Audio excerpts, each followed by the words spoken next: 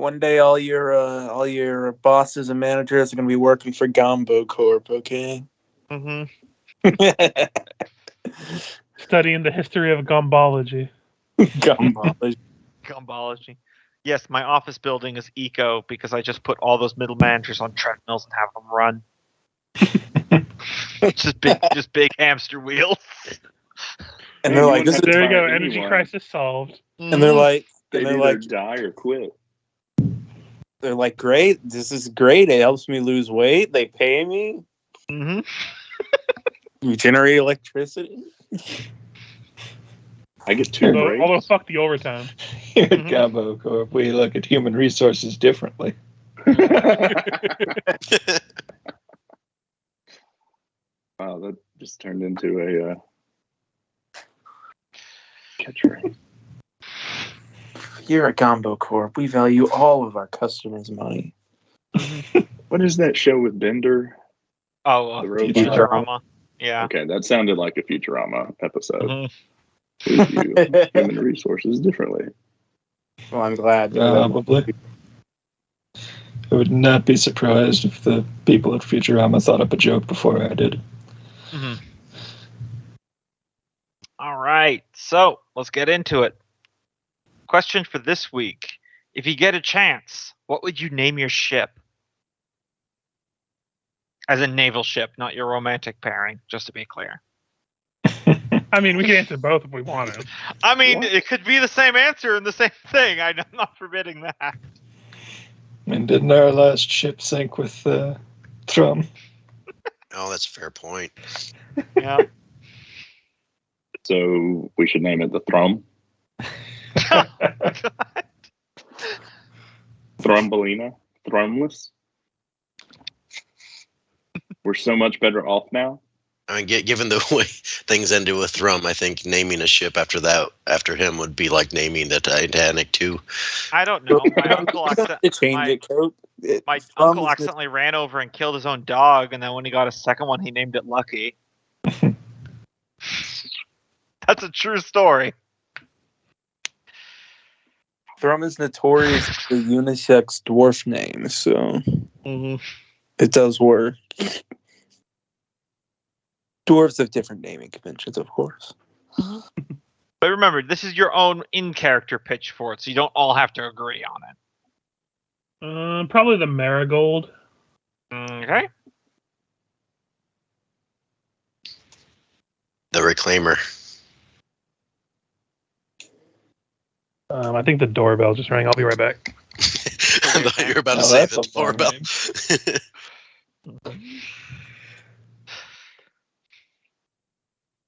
I want the name of my ship to just be that little waiting for connection loading thing on YouTube. So that way, if anyone sees it, they're like, "Wait, hold on, it's coming through in a second." Mine would probably be like, I like the Mother Fire after the in-universe god, or maybe something like the Mother Fire's Fury or something like that. I would need time to brainstorm it more, but okay, I'm back. Yeah, that's pretty good. I'm trying to think of something moderately serious, and my mind goes Bodie McBoatface. So what names did I miss? I heard the Reclaimer. The Reclaimer, and then Mother Fire's Fury. Someone was at my door trying to sell solar panels, so I had to tell them I'm not interested. Because I don't have the money, and my grandmother's not going to pay for that. Poor guy, he's still a door-to-door salesman in this day and age. You should have been like, no thanks, we've already got electricity. We still had door-to-door salesmen during the height of COVID quarantine, okay? So, good lord. I never could escape them. You got any free samples? I'm going with Lady of the Lake. Okay. That's going to be awkward when we run into the actual Lady of the Lake. It's a big lake. Lady of SS Opportunity. So it just leaves Taskell. God ship. Yeah. The Stein. Boat Um, trawlers. I like that Motherfire's Fury one. If only we had cannons to make it so. Look, we got one guy with a gun. It's like a Yeah. very small cannon. You have to pick something separate there, Kenneth. Mm, The Drowbrow beater. The Dwarfmobile. We're not short. You always come up with one of those boat names that, like divorcee guys always seem to come up with. Oh, the first dwarf instead of the first draw. I was gonna say it's a shame that Thrum's not here. You can name it like 7 different names after his 7 ex-wives. These are made up, but the Jenny, Lisa, Molly, something. And put a black line through each one.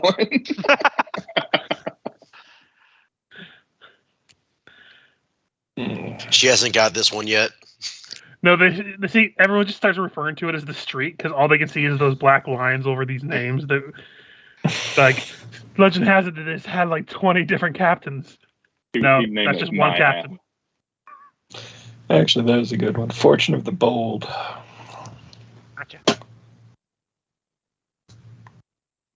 I like that it took us that long to name a boat we don't have. Yeah. I don't know about like you half of us guys. were really quick. I don't know what you guys are talking about. I have a boat. I mean, technically, we have a boat. It's just a tiny one that can hold. the whole ex-wife thing reminded me of a joke from the Netflix series Dragon Prince, where the characters were catching a ride on a ship that was named like the Lucille or something like that. And the captain's like, "Yes, I named it after me dear wife, who sadly, so sad, she doesn't like boats." It was funnier at the time. You had to be there. What was the name again? It was just like a normal person's name, but he was hyping it up like she was dead. But then he was like, "No, she just doesn't like boats. Yeah. That's why you don't see her. She doesn't come out here." God rest her soul. Yeah, as unworthy as it is. All right, so I'll put on some music here. Do you guys need a recap? I do need to say I'm proud of you all for knowing saying the Jenny. Jedi.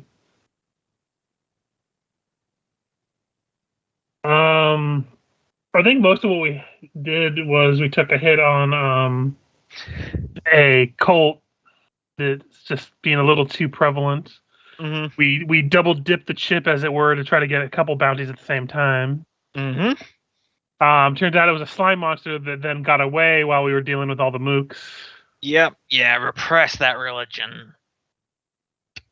And then I believe we were in the process of looting the place. Yes, and I gave you guys all the loot last time. Pretty goddamn generous to call whatever that was a religion. Oh, yes, look at this religion, the Borg. Yep. So to be clear, I don't think it was considered a hive mind. It was more like a ooze that was creating sock puppets that looked like people, and most of the other cult were just normal people. But that being said, to address what you put in chat earlier, yes, I do like putting hive minds in my games. I'm not going to deny that. I'm not going to be like Richard and denying time travel for a long time. I did it 2 times. I like putting hive minds. I'm not arguing that point. Hive minds are fun. They're a great way that you can have them kill the big bad guy multiple times, but not actually kill the big bad guy. Mm-hmm. One of these days, I'm just going to run a whole timeline campaign, but then it's going to turn out the entire time you weren't actually traveling through time. It was all just a fever dream. We were just in an insane asylum and hopped up on bath salts. Yep. Specifically bath salts. Mm-hmm. And nothing else. One of those drugs where I'm like, why? All right. They So, really the, misnamed that. Mm-hmm. Also, they really did not need to have a drug that literally devoured your flesh. But okay, anyway. Eat your face though. So, if I remember right, last time we didn't quite fulfill our mission requirements. What's the next step? I believe Jiggles wanted to lie. The cult is dead. Their temple is full. It's not a lie. I mean, I'll walk them down there and they can see where the cult used to be. one slime monster does not a cult make. I agree. And if we let the slime monster continue on, then we could be summoned back to deal with it again. Now we're evil. You see. I mean, as far as the Gweek, all the Gweek wanted was for this thing to be gone and not taking his people anymore. Oh God! If they start up the religion again, they're going to come back and get us. It'll be the Gweekle. Sorry, Wait, I'll and see myself It out. was good. I was trying to improve on it, but you pretty much hit it. I'll see myself out. I don't have problems with lying to these people. I just can't do it. I mean, I'm fairly decent at lying, and Jiggles isn't. It's not a lie.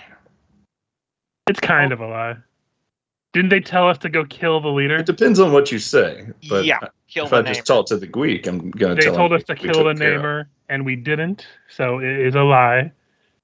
So if they ask you directly, maybe let me try to take over and divert a little bit. Well, Yeah, I will let you know we can go this together. because Jiggles would know it. Is that rumor of once you collect the money on one of these, the rumor that it is done will spread very quickly throughout Dammerhall.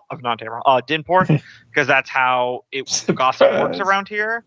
So if you want to double dip and collect the bounty for both, you will need to separate and try to collect it at pretty much the exact same time as two different groups. Now, the good news is both Jiggles and Fergus were known by the Gweek and who would I say for the crafters? Kerriganson, who was the one that gave you the job from the crafters. Mhm. So What if did you he say specifically? let's see. Yeah, they both said to kill the namer. The Gweek was caring about them poaching their workers by converting them to the Risen, and the crafters just didn't want a cult to consolidate all the other cults into a more cohesive faction to disrupt the power balance between the gangs. All A right, culture, if I'll you do will. the Gweek since I have some background with him. Okay, I'll go hit up the crafters. That way, if he catches me lying, he won't kill me. As quickly. It'll be slow and painful. Mm-hmm. You ever had fungus grow out of your pores? Is that like a zit? Because You know where mushrooms get their nutrients from. Right. Yeah, Yeah, they absorb it out of the things they grow it out of. So if you got like mold or something growing on you, it's literally like consuming your flesh to constitute itself. It's also this is a crazy thing. Sorry, this is a tangent, but not like irrelevant. Unlike other plants, mushrooms breathe like humans do. They consume oxygen. However, What? their entire body is like big lungs. It breathes through every cell on its skin. That's cool. I didn't know that. I guess that's why Yeah. it's so fibrous. That does Yeah. mean you can drown a mushroom, though. So this answers the question. Yes, Miku can drown to death. Well, we gotta be careful with him on the boat. Then we can't just tie him to a line and let him, swim. Thankfully, he can probably float.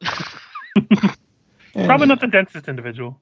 Nope. Technically not plants. Plus, plants Yeah. do actually use CO2. right? oxygen.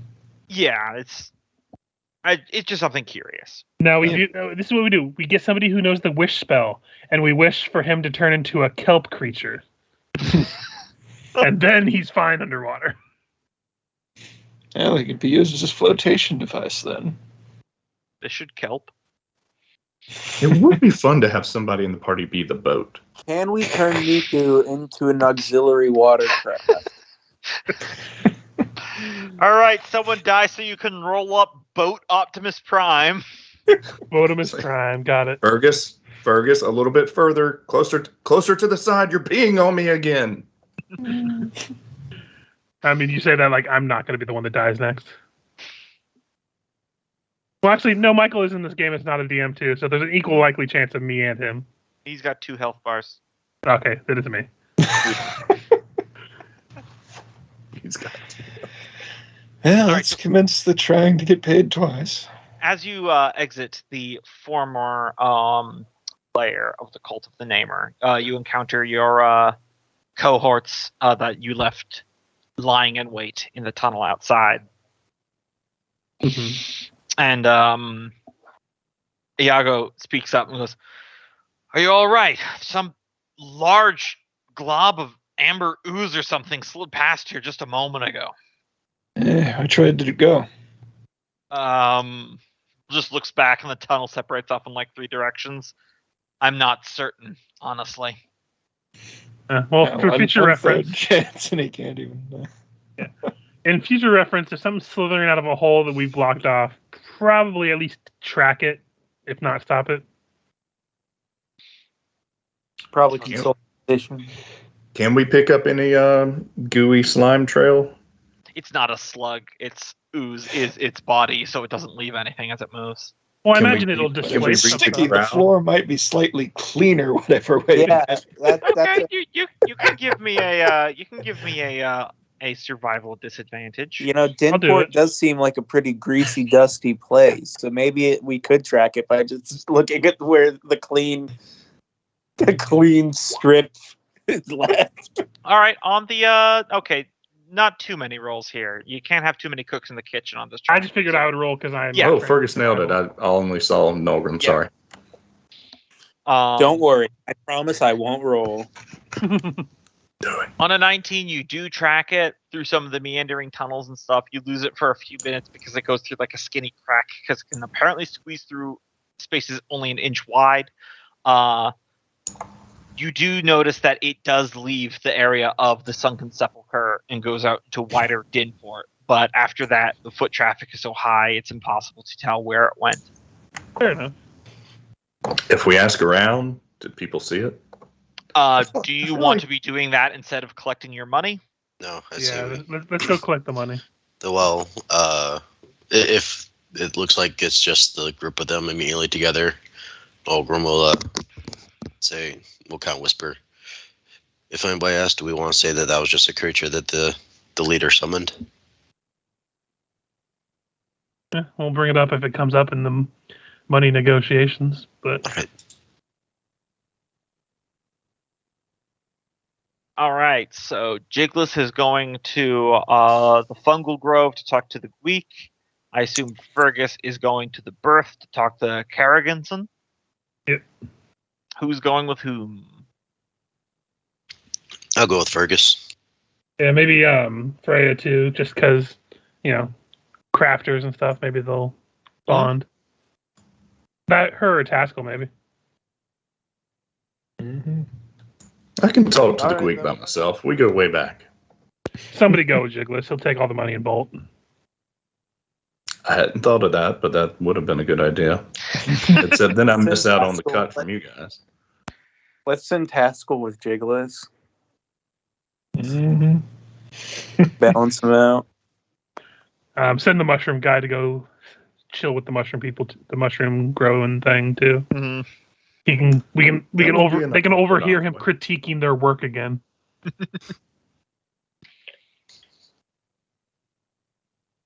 All right, so that is Taskell and Tackless. Nick Tackless. Mm-hmm. Team Tackless. Tackless Combat. Taskell, Jigless, Miku, and then Fergus, Freya going towards the Birth. And Nolgrim, I think, is going with us. All right. And then, I don't know, split up Iago and Ivy. Maybe Ivy go with them so they have another sneaky bitch around. All right. And we'll take Iago. Yeah, poor Iago has to have the buddy system. Yeah. I would imagine we're at least trying to teach them the basics of Undercommon. as we go. Yeah. And contrary to what some movies and stuff would have you believe, it's actually not hard to get the implication of like emotions from people who you're not sharing a language with. Mhm. But that's like a pet peeve of mine. You see some movies sometimes where like people go to like Europe or whatever, and they're in a cab. The front cab driver is just like speaking a language the characters obviously don't, and they're just talking nonstop. That is such an American fear, because every time I've been abroad and I haven't shared a language with someone, we just stayed completely silent the entire time. Like it's a cab driver. They don't want to talk to you if they don't have to. Right. That's very true. Especially if you're not local and they know that because they picked you up at the airport or something like that. They're just like, oh no, it's another one of these assholes. I'm just going to stay quiet and hope they don't engage.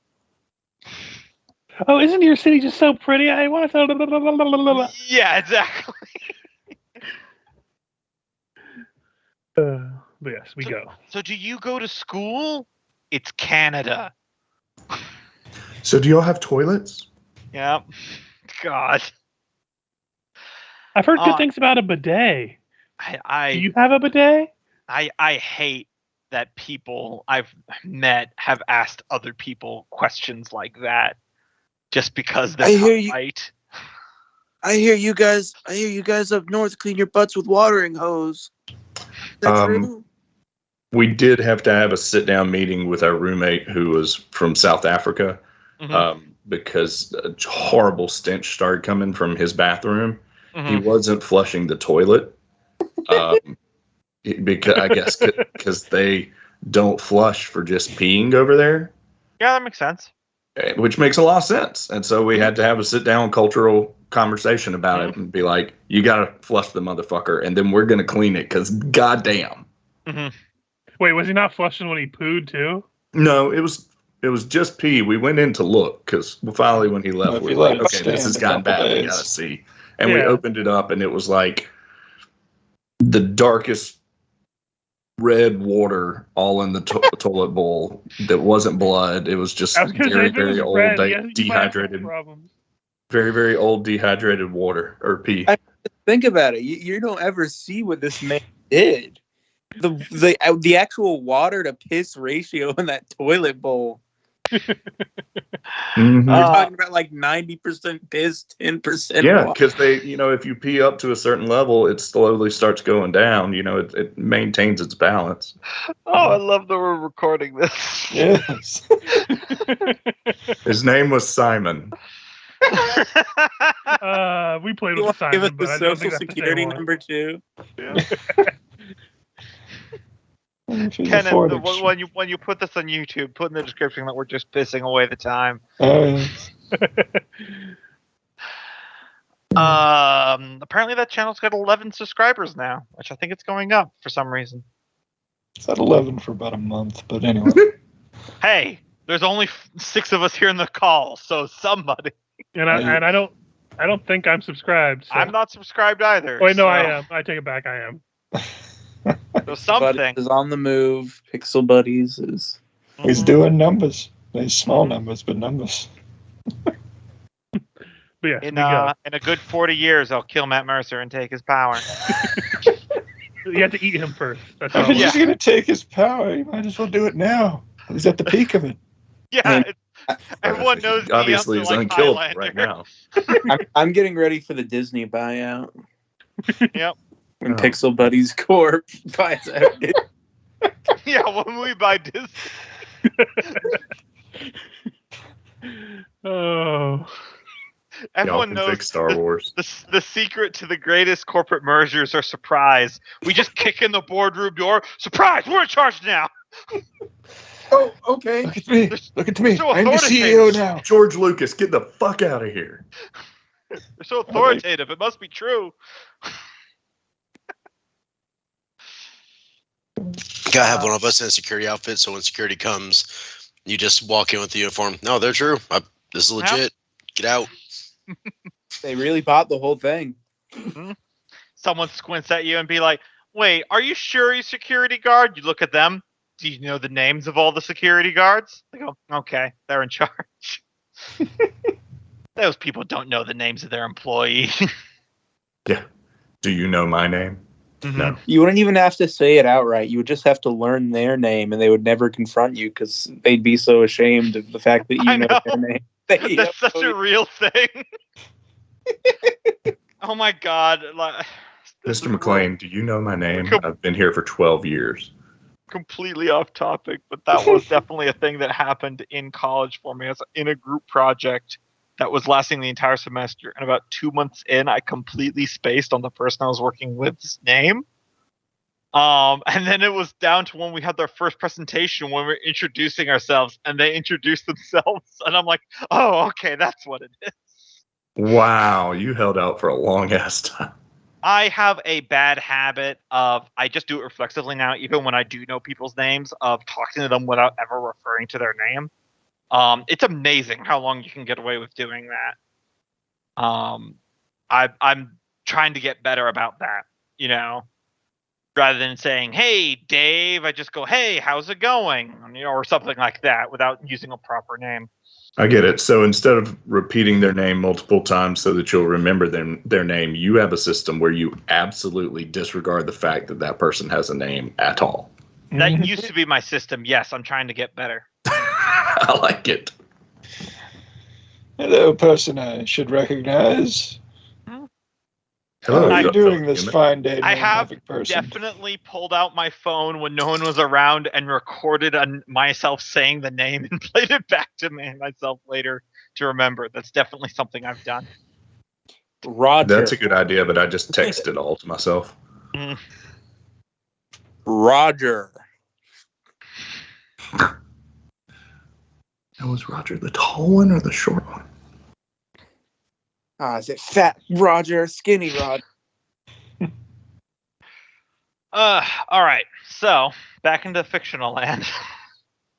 I apologize. We're all over the place. I was going to say that was a long ass tangent we just did. Yeah, that was a good 15 minutes. All right. So since it is closer, we will be going to the Fungal Grove and the Gweek. Jiggles and Co. are motioning to meet the Goblin crime boss. The Gweek, thank you for accepting us. How is the wedding going? I'm pulled away from the after party, but this is fine. Tell me good news, Jiggles. We've taken care of that thing you needed taken care of. You won't have to worry about the cult taking your people anymore. Give me a deception at advantage. Phew. Yep. Nice. Yeah, the advantage was because of your history. I was giving you shit, but yeah, you did have some background, so I figure advantage was fair. He goes, very good indeed, Jiggles. It is good that you and your crew have completed this for me. Now then, the agreed upon payment was 2,000 gold pieces. Snaps his fingers. A bugbear comes out carrying a hefty sack, puts down on the table between you. Feel free to count it if that is, well, if you do not trust the word of the Gweek. Oh, I trust you, the Gweek. I'll look over it later when I split it with my comrades. If there's anything missing, I'll let you know. Do us both a favor and don't. Anyway. Picks it up, weighs the bag, tips his hat. I hope you enjoy the after festivities, and the best to the happy couple. Of course. I'm sorry, Will. The poison is almost done. That's right. Isn't he poisoning the groom? His daughter this time. Different daughter. Huh? It's complicated. You can't keep up with it. Excellent. Well, good luck with that. Mm-hmm. Little nod to the head, and he'll head out. Mm-hmm. Well, that went fairly well. At least it wasn't like that time with the carvers. But that's for another time. That's a story for another time. Meanwhile, back up the berth, Fergus and co. are shown by some Derugar guards to the foreman Kerriganson, who's currently overseeing the construction of like the basic bones and keel of a ship. Turns around, looks at you, goes, "What happened to the dandy one? He die?" No, but he took a looking down there, so he sent me to, complete the transaction. Your issue down in the sepulcher is dealt with. The namer's dead then? Indeed he is. Give me a flat deception. Yep. I'm praying to the gods not to do a natural one. I have a plus 11. You see, I meant dead in the metaphorical sense. Like, he's dead to me. That one.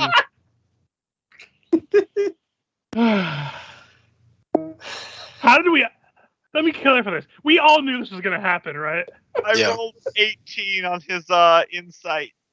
I have a plus fucking 11. Is there anything you can do to re-roll? No. Unless I had a fucking inspiration, which I don't think we ever get, really, so no. I wanted to do this a little bit more hardcore, so... Whatever, it's fine. I knew it was going to happen. Excuse me while I mute and scream. You really did it there. It's a skill roll, so I don't think I can help you at all. I mean, it's a natural one, even if it's not an instant failure. What am I going to do? He narrows his eyes at you for a moment and goes, "Really? And some of my lads here telling me something giant amber monstrosity came out of the hole in which you chased it into?" That Well, I wouldn't mean, have I figured anything to do. I didn't think we needed to deal with its pet as long as we dealt with him and his more direct cronies. Give me a persuasion. I'm not calling for a deception on the pet thing, because he would have no reason to disbelieve that. I'm trying to be good about that on the whole deceptions and everything like that. I suppose that is true.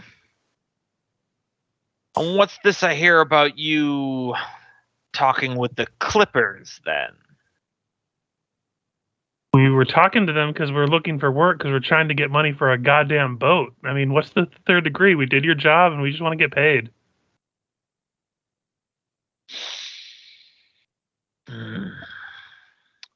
He leans in closer. "I don't like the smell of you, dwarf. You... I mean, I've heard this before. I didn't think I stank, but recent history has told me otherwise. You look like a surfacer, you talk like a human, and you smell like a liar. But very well. A deal's a deal." Goes to chest, pulls out, throws a bag at your feet. "There.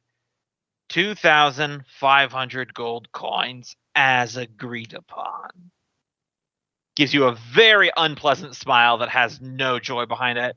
"And if you need to be purchasing a ship, just let me know." I can't wait for the haggling. I'm sure you'll really give me the third degree about it. "We'll have a nice time. Don't you worry nothing about that." And I'll take the money and walk. Boys, show him to the exit. Don't have to be gentle.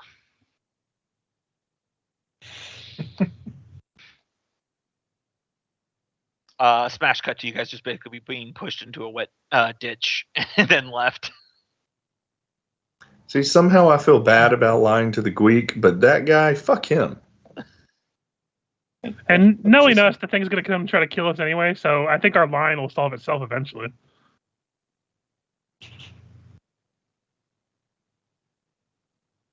So I assume you guys are going to regroup? Probably regroup where we're staying. That puts us at what, 4, 5, 6,000? That right there was 4,500, and I believe you guys have already acquired 4,000 from elsewhere. Let's see. In our inventory, we had 3,000 listed, so we're up to 7,500. Yeah, excluding whatever funds that you wish to put in yourself. Which I don't think we really have any. Mm-hmm.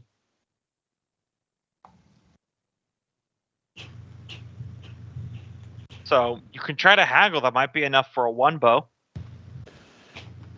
Yeah, I know we were going to try to get for a medium size at least. Yeah, were we going with the smaller, bigger boat? I didn't know. I think we need the medium size, and then we also need money for supplies and paying the crew. So I think we're still needing to find some more money. Well, Jiggles could inform you that crews, how they work here is they are not paid like a salary or hired up front, because if you die, then what's the point? Instead, they want a percentage of whatever the take is on the voyage when you get back.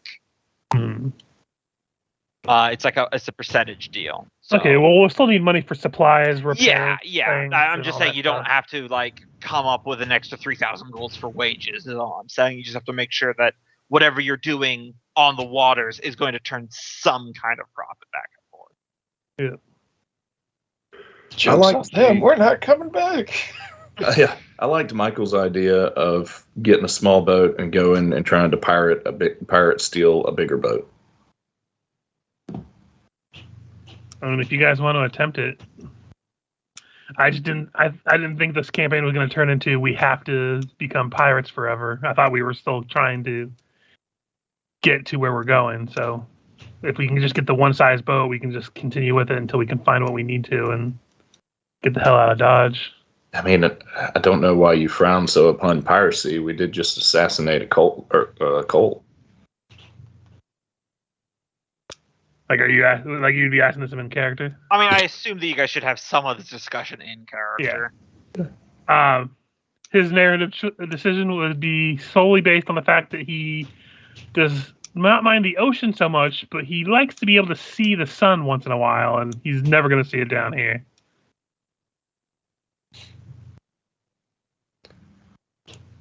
And plus, there's a large gate in Dammerhall, so if we get there, I can at least step outside occasionally. I mean, damn. Never thought I'd be happy to continue with our quest. I do recommend at least the 2 bow for going around, just given the size, but it's up to y'all. But I mean, if we got the 1 bow now, I mean, I get you want to get going, Richard, but the fastest way, I mean, might just be to get the 1 bow and then steal the 2 bow in a day and then leave on that, or figure out what we're going to do on that. This is true, but it also just depends on how successful we're going to be, because I don't think many of us are like very proficient in sailing. As much like we can kick some ass if we can get on their boat, but what if we are the ones that get our asses handed to us? Because we bite off more than we can chew is the issue, and then we're right back to square one or worse. Because then we get sold again, probably not with our supplies. And then we're really fucked. That does happen.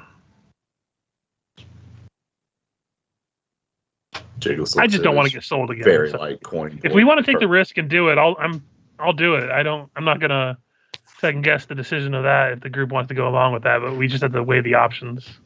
Out of character, I just always want a pirate campaign.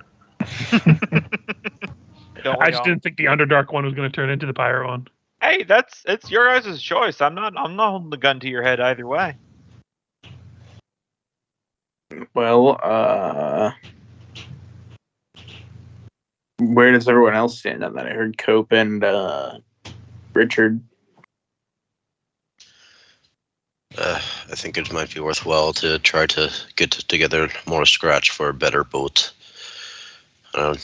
Last time we tried taking on a larger boat with a smaller one, it did not work out in our favor. Granted, that was very small boat. Fair, but I imagine that's not going to be the smallest boat we come across. I imagine Jiggles knows most of the pirates that port out of here. If by reputation, probably not personally, but yeah. Are there other ships that large that dock out of here that Yeah. like whaling ships that wouldn't be full of pirates? Well, technically speaking, all ships that leave here are arguably pirate ships. Technically, even Captain Raymore Hellspit and his ship, the Bonnie Diamond, was probably out there at sea mainly for whaling, and then they just stumbled across you guys by happenstance. It's pretty rare that a ship leaves port explicitly just to plunder other ships, especially other Dimport ones. There are other ships the size of the Bonnie Diamond because his was a 3-bow. They're not the most common, but there are several others. If I had some idea of which way to head, we could just charter a friggin' ship, and that'd probably be cheaper, but than buying a whole new ship. Mm-hmm. That's a good point. I forget. Did we ask Jiggles about the terrain and where? If he knows, asked him anything yet. So yeah, while we're having this discussion round robin style, Fergus would bring up, like, I don't know how to word it in character, but explain where we're trying to get to. I can't remember. It was like the Sea of Ghosts. The Sea of Ghosts. Yeah. Yes, he does know where the Sea of Ghosts is, and he could. Do you say sail down here with no wind? Drift is what they usually say, but you can use it interchangeably. I don't care. There's no sails for no wind, so they drift was the best verb I could come up with. So Jiggles would explain there are 7 main bodies of water, each a different sea, all interconnected through different caves, and each with their own perils. And we are in the Gaunt Sea. It sounds like we were picked up. Were we picked up in the Sea of Black Glass? Yes. Okay. And then they brought us here to Denport, which is in the Gaunt Sea. Mm-hmm. And the Sea of Ghosts is one sea over, and I could easily guide you there. Is there a reason it's called the Sea of Ghosts other than, is there ghosts? Is that why they just call it that? Or is there a lot of death that happens there or something? Yeah. So there are rumors from many ships that head there of the savage spirits emerging from fog that tear the ship and its crew apart in a horrible orgy of violence, but I've never seen one. I just kind of look over at Freya, ghost pirates.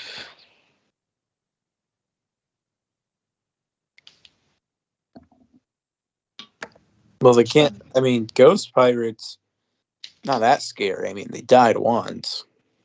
Now, another question that brings up: if we do get a crew, are we going to be able to find a crew willing to go into the Sea of Ghosts?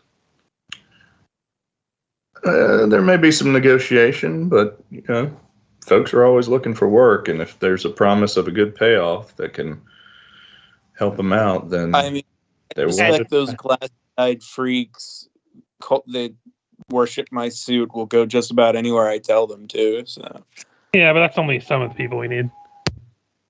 And Jiggles would know that people have come back from the Sea of Ghosts. It's just one of those things, they sail into it, it starts going bad, so they turn around and run away. Got it. Otherwise, where would the stories come from? It's always a mystery. Mm-hmm. And he'd sit there and tell y'all all about the different seas if you wanted to know about them.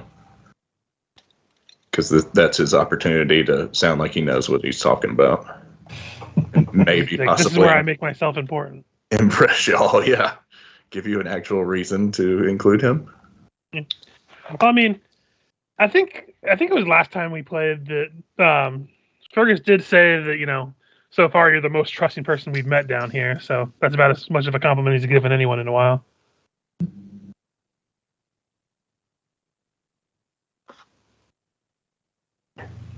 But I still think either way, if we want to try to just start with a smaller boat or a bigger boat, I still think we need a little bit more funds to at least start with, supply and some capital in case we need anything extra.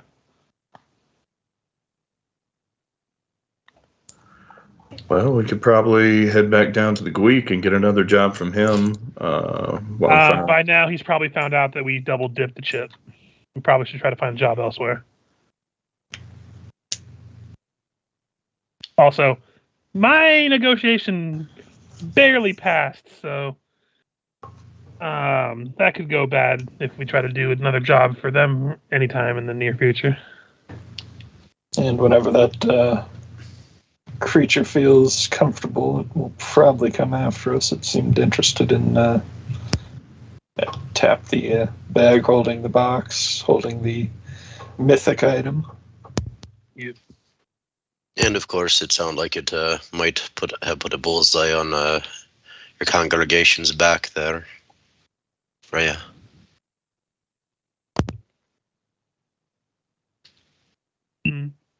Until such times as we decide what we do with that guy, just to let you know, Gumbo, I am going to be switching where we keep that chest with the finger in it. Between the bag holding and the hat, like daily, but not every day, so kind of at random intervals. Gotcha. You can decide if it happens when it's gonna be in what. Yep. But if in case he tries to pilfer it or something, we'll just like roll on it or something to determine what you want to do in that day or something. Totally understandable. I just wanted to clarify that before, so it doesn't sound like I'm trying to cheese it later. Mm-hmm.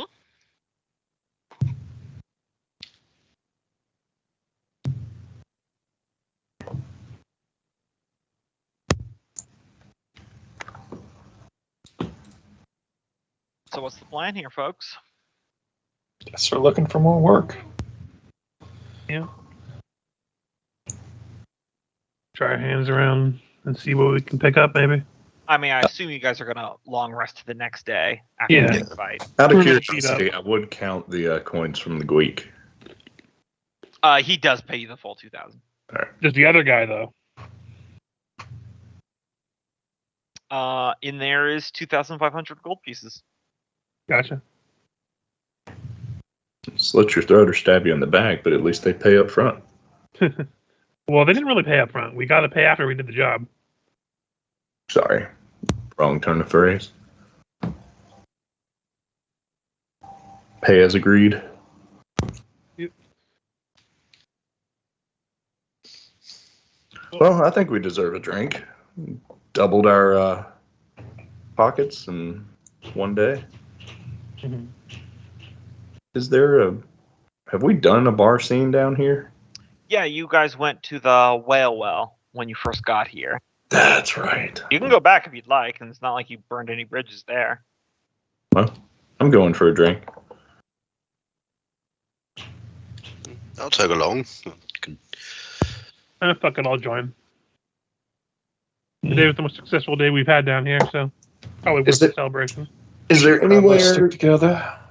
Gumbo, is there anywhere nicer that has wine or No, no? it's kind of a city attached to rocks, fastened together from driftwood and garbage and stuff like that. So you're telling me there's not a steakhouse with a nice red Malbec and a cigar? It's all pretty damn blue collar, my friend. There is no Sorry, they only have Applebee's here. I mean, if you want to go to the what did I name it? The Drip, you can get high. You can do that, but No, it's not my cup of tea. Yeah.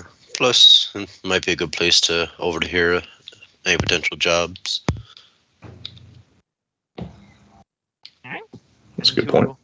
Head back to the whale well in the Overmarket. Yes. All right. Similar scene as when you last entered there. It's pretty quiet. Most people in here like to keep to themselves. The same bartender, a being that you can't quite tell if it's gnome or dwarf because it's mostly eye patch and peg leg, still behind the counter, seemingly unmoved since you were here like 3 days ago. Still rubbing the same spot in the bar. Oh yes. The real person.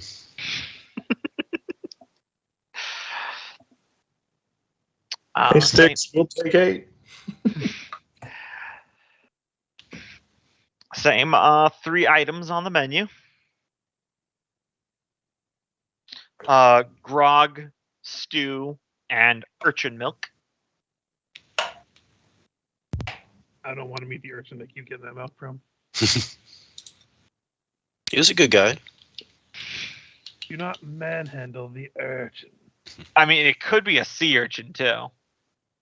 I just think of Dragon Age, because if you go to this like secret shop, this like decrepit old merchant, he has just this little boy in the corner, and if you talk to him, he's like, "Do not manhandle the urchin." Oh, gross. Mm-hmm. Well, then 8 grogs. Aren't there 8 of us in the party? The 5 players and then 3 NPCs. Yep. Probably 7. Yep. And if someone wants to drink Nikus. yeah. Give him a bucket of water to sit in, I guess. Yep, it's a copper coin per. It's not the highest quality alcohol, but you can get a lot for free for cheap. Fellas, it's on me tonight. Oh, I appreciate it. And ladies. And, what is it, Fisher? Jigless would, from his background, tell y'all a fishing tale about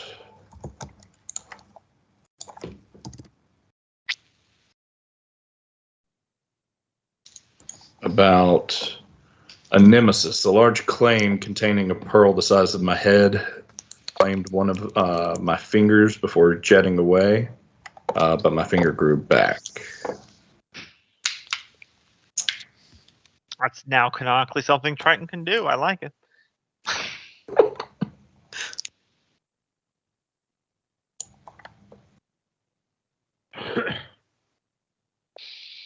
I'm sure Nolgren will enjoy the story.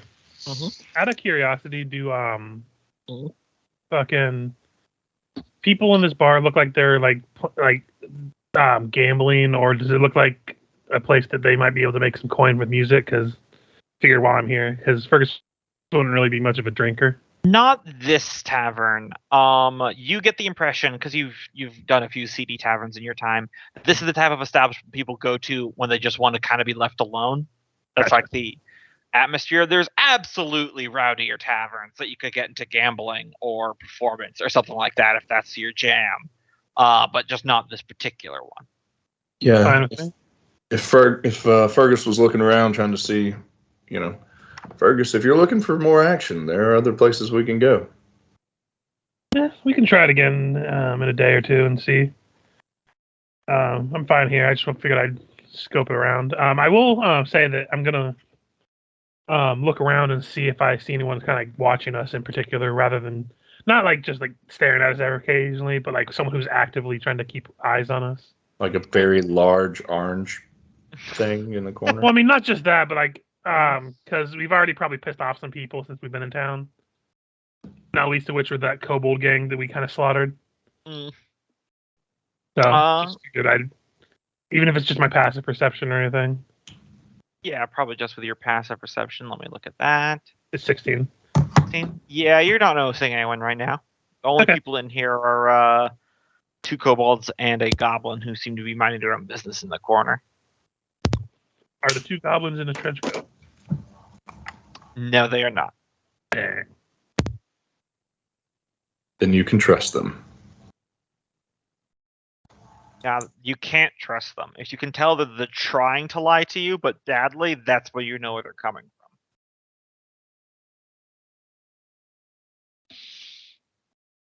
So yeah, a subdued but pleasant enough evening is had here in the Whale Well. If there's anything else that you guys want to do before you go to bed. there wouldn't be enough time to keep working on my alchemy thing today, right? That was just You've had like a full day of fighting and negotiation. I figured I'd ask. Yeah, no, I understand. Because I figured I might as well ask, because even if we had a busy day, it is in a town versus like during travel. Yeah, but I would say probably most of the day has been walking around and doing stuff. That's fine. I wanted to ask because I have like 8 days left on the damn thing. I mean, nothing's stopping you guys from just biding your time here. Yeah. It's true. Jiggles would try and talk y'all into going to another bar and continuing to drink. He wants to tie one on. This is his most successful day in a long time.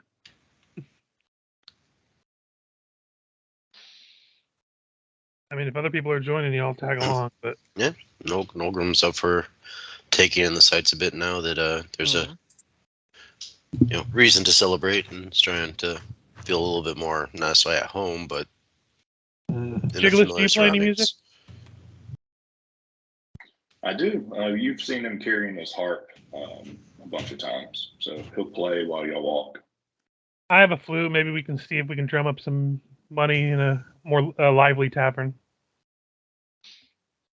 Definitely. Plus, get some entertainment going. All right, so Jiggles, racking your brain of someplace nearby here in the Overmarket that would be fun. You've got two options to spring to your minds. There is a pub called the Chubby Loaf, and another one called the Fancy Pub.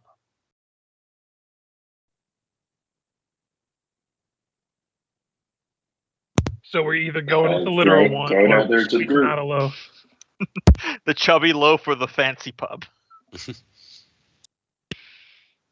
they're called the Fancy Pub. I mean, have I ever been in the Fancy Pub? I don't know if I can afford it. Yeah, it's more expensive, but it's definitely much more rowdy. Well, we definitely need the Fancy Pub then. Mm-hmm. All right. So you guys go to the Fancy Pub. It's an actual building that doesn't look like it's falling down, except for the fact when someone gets thrown out of a window. But it would appear that at this point, they have just not put any glass in any of the windows underneath the assumption that someone's going to go out them anyway. I mean, do they really need to let the light in anyway? Yeah. It's a 2-story building. That's got like a balcony up in front where you can see people either drunkenly throwing up over the banister, getting in a fight, or making out because, pirate port. The Fancy Pub, it has a sign that's swinging in front of the door that's all in like filigree. It's like very nice, and it just says, once again, the Fancy Pub. Inside, it looks like there was at one time an attempt to make this place refined, with all the tables having tablecloths thrown over it and little candles. However, given this place's rambunctious atmosphere, most of that stuff seems to be flying around the room half the time.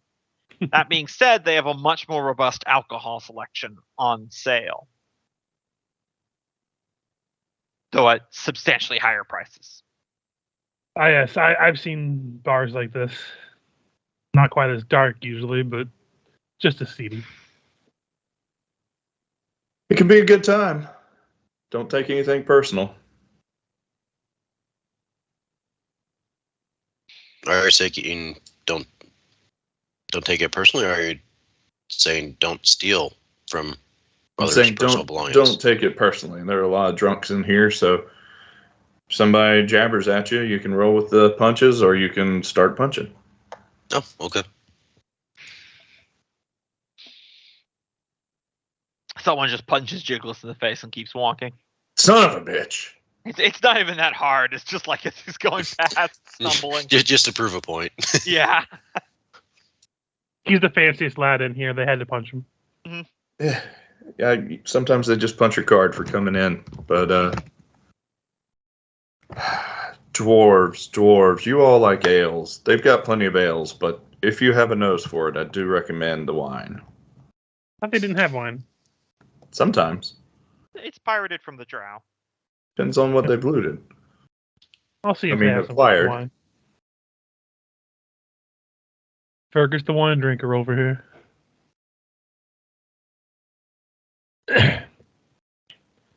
You go up to the counter and ask them what they have that night. I'll turn this over to you guys. What crazy drink do you think they have right now? Absinthe. I Not think drinking that. I think they have a case of drow wine. Yep, S- I would say Some so. of Michael. What's your dwarven brew? Stone brew. Stone brew. They have a dark stone brew, but it's made by Dorigar. That's why it's called dark. Mm-hmm. Those are pretty rare outside of Storm Grey brew, Cats. of course. A legendary dwarven brew. Somehow they have Heineken down here. Go figure. And Hey, of that's course, my Bud Heineken, Light. baby. Budweiser on tap.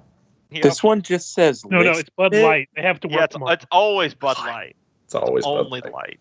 Guys, this barrel just says Lich Spit. I got a guy. He gives me the hookup. What's it mean to have has 5 X's?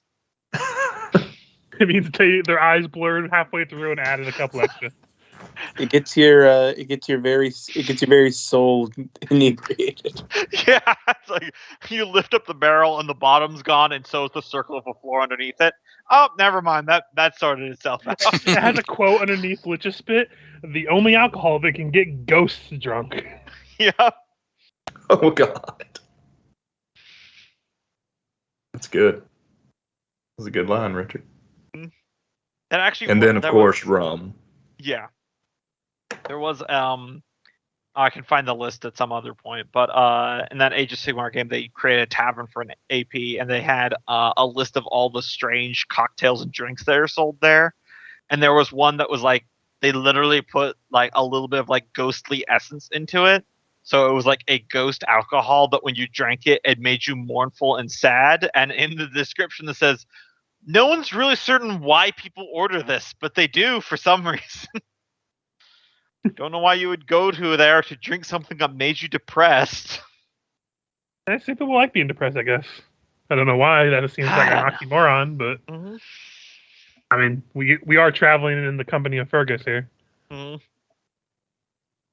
He's always sad. Another drink they serve that's literally just boiling liquid. All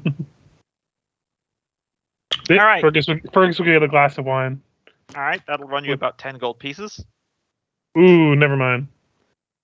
Yeah. It's limited pillaged drow wine. Jiggles is going to try and talk him into, or persuade him to give him 2 for $10. 2 glasses of wine for 10. Is that a thing I can do? Persuasion at disadvantage. No. Oh, 20? Come on. They're running a business here. They had to pay a pirate a lot of money after they killed a drow convoy to get this wine. And they have 7 kids to feed. Granted, most of them were from other marriages, but they're all there. Yeah, and they can't just keep eating each other. Non-sexually. Get your mind out of the gutter. Yeah, so it's a kobold bartender. Or a goblin. No, just settle for whatever second best, like a nice ale. Mm-hmm. All right, 1 fancy ale.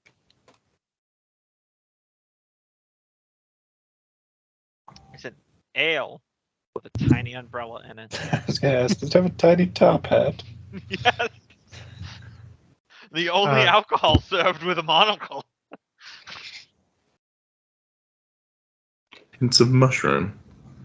Yeah, I would look around to see if there's anybody, like, since it's more lively, if there's anyone, like, gambling or anywhere we might be able to, like, perform or something to try to make a quick buck. It looks like there is a small stage area that has some sort of musician currently getting pelted on it. It looks like it's the type of thing where you can just force your way up there if you want to try. And there's absolutely multiple people gambling. You can take your pick. Well, so I'll have a drink first. I'll buy 8 or 7 ales. All right, that'll be 7 gold pieces. You came to the fancy pub. Yeah, man. You only live once. We might all get shanghaied tomorrow, so spend it while you got it. That's a different campaign. All right, Constitution. Shanghai tomorrow. Constitution saving throws all around. Dwarves will have advantage. This is just a test against the alcohol to see if you get drunk. All right, Fergus and Nolgrim pass. Taskell passes. I can't imagine Fergus would be drinking heavily anyway, so makes sense. So Jiggles fails. We just need Freya. Fittingly enough, all the dwarves succeed. Jiggles, you get 1 level of drunkenness. So let me look at what this does.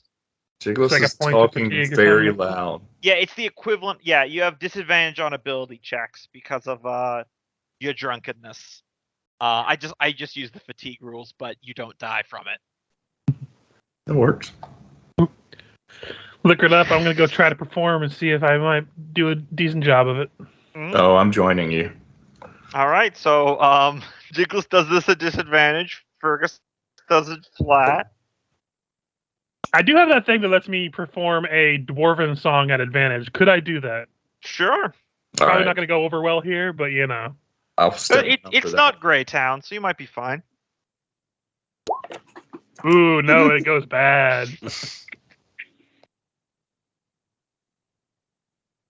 All right, Jiggles, give me yours at disadvantage. He's going to do a local favorite song. Mm-hmm. We're trying to do it at the same time. Yeah, you guys are doing 2 different songs at the exact same time. It's like dueling banjos. And it's not going well.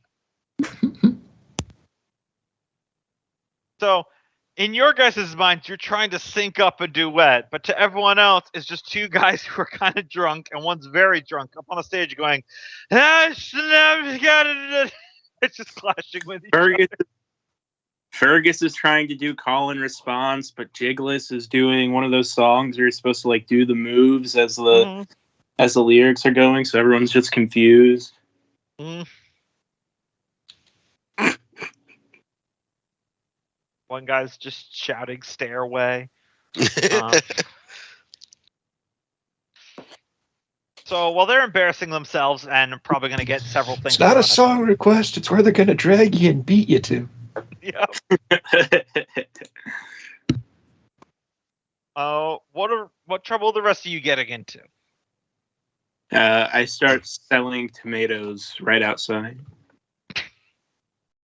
Nolgrim will do a bit of gambling while he tries to drum up some business. All right. I suppose I'll join Nolgrim in the gambling, but more keeping an eye out for anything. Cards or dice? We'll go cards. All right. Give me a insight at disadvantage because no one explains to you how to play.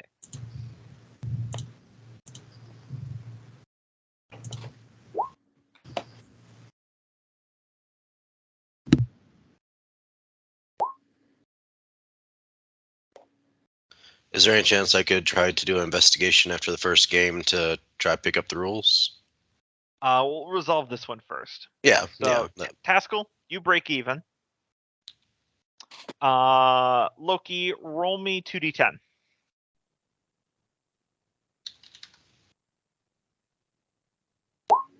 You lose 20 gold pieces. Jesus. Do we ever distribute the gold from the job or no? It's up to you guys. I know we were keeping the bulk of it separated in between my hat and the bag of holding, but I'm not sure if we do it separated or not. You don't have enough money, do you? No. I have to come and pay him out. So, a particular nasty-looking Orog is eyeballing you, Nolgrim, and saying, "Right, you lost. Pay up." And you're like checking your purse. You've got nothing. A bead of sweat. You turn around to like maybe signal Fergus, who's got the cash, just in time to see him on stage get beamed in the head by a glass bottle which shatters. Hey, Taskell, think you could spot me for a minute? Hey. As I forgot to take my cut from earlier. So, use one of the, or two of the platinum pieces I still have from way back. Mm-hmm. Lucky for you, they accept our coinage. Made it a little hard for them not to, considering who they're robbing mostly. Yep. Orc's eyes goes between two individuals and just takes the coins. So, Fulcrum got out all right on that one. Mm-hmm.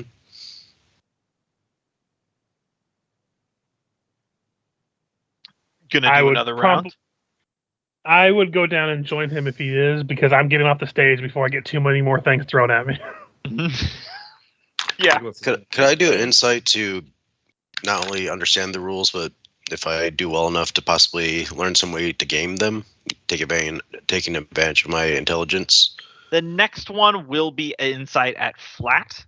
You'll need to do more than just one hand to be able to completely understand the game. I think in that case, Nolgrim will sit out for a minute and watch rather than play for a little while.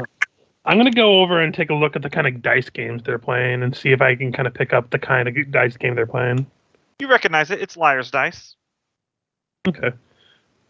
Out of character, I don't know what that is, but I'm proficient with dice. Pirates of the Caribbean. Yeah, it's the dice game they played in Pirates of the Caribbean. Essentially, you've got 5 dice under your cup, and then you're trying to lie about what numbers are under there. I have never played it, so I don't know the rules off the top of my head, but it's a game purely based upon looking someone dead in the eye and lying to their face. So it's going to be deception skill based. Okay. Fuck it, I'll play around. All right. So you said deception? Yep. Give me deception flat. All right, roll me 2d12.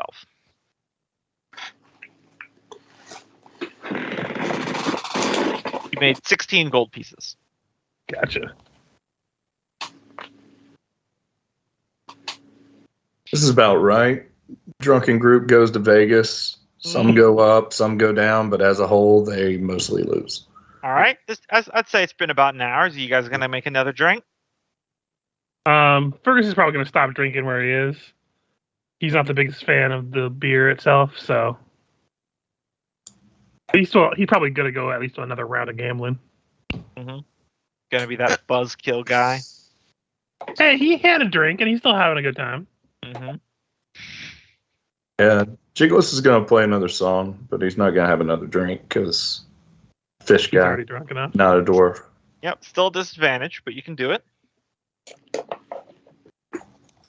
And I'll probably try a game of cards next. Don't want to push my luck. Holy shit, it's where Jiggles that drunk guy, just like everything he's mumbling sounds perfect. Hey, now we're not competing up there, so you have a better stage. And he just became like a rock star. Yeah, it actually comes out really well. Gets more of the tavern going along to the tune. Pander to the crowd and do the one that they like to stomp and clap to. Mm-hmm. And what is Taskell, Nolgrim, and Freya doing? Nolgrim's trying to learn the game just by watching. Would play another round of the card game. Card game. Fergus, you'll be at disadvantage. Taskell, you'll just do it flat insight.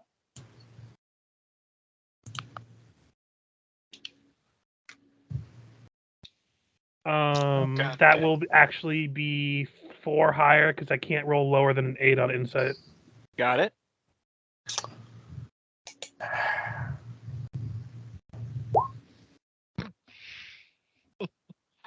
All right. Fergus, roll me a 3d10. All right. So Fergus, you make 25 gold pieces, but 5 of that is out of Taskell's purse. Mm-hmm. I'll have you know, I did roll for the other players, and I got a natural 1. So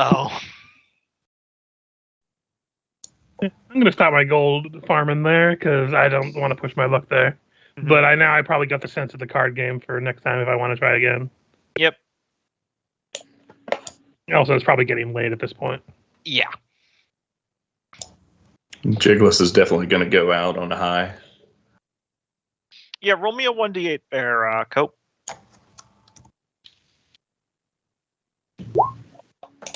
You get the equivalent of 4 gold pieces in various coppers and silvers thrown at you. Nice. Thank you, everybody. Thank you. Pay for my drinks. It is surprisingly painful. It becomes apparent about halfway through. It's not so much tipping as much as they're just kind of having a game to see how hard they can flick coins at you. But you can keep the money. He's not below scrounging the money, scraping the money off of the stripper pole. I mean, the stage. Yeah. It's like retail work. People make you suffer, and then you get the money. And then you cry. Yep.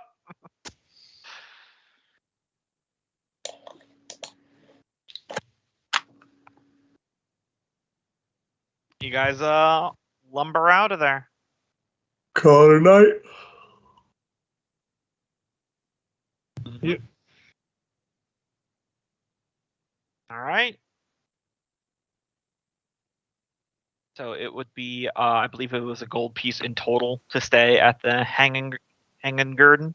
I'll just take it out of my private funds for the night since I made profit. Mm-hmm. And I will put an alarm on my room with the bag of holding and hat and whoever else is staying with me. And I will also arcane lock the door because with that thing around, I am being paranoid now. Mm-hmm. And that alarm is just anyone who enters the area, right? Yeah, anyone who's not me or probably the person with I'm staying with right now, because I will say I'm probably not going to stay with anyone who he had a connection with. Mm-hmm. Like, because you know how he tethered with, I think it was Taskell. Yeah. Mm-hmm. So probably Taskell won't be in the room with me. Maybe I'll bunk with Nolgrim or something. All right. And then, Arcane Lock, only me and him can open it. And Alara, only me and him can go in and out. Works for me. And that'll go away in the morning, so. All right. Because again, paranoia. Yep.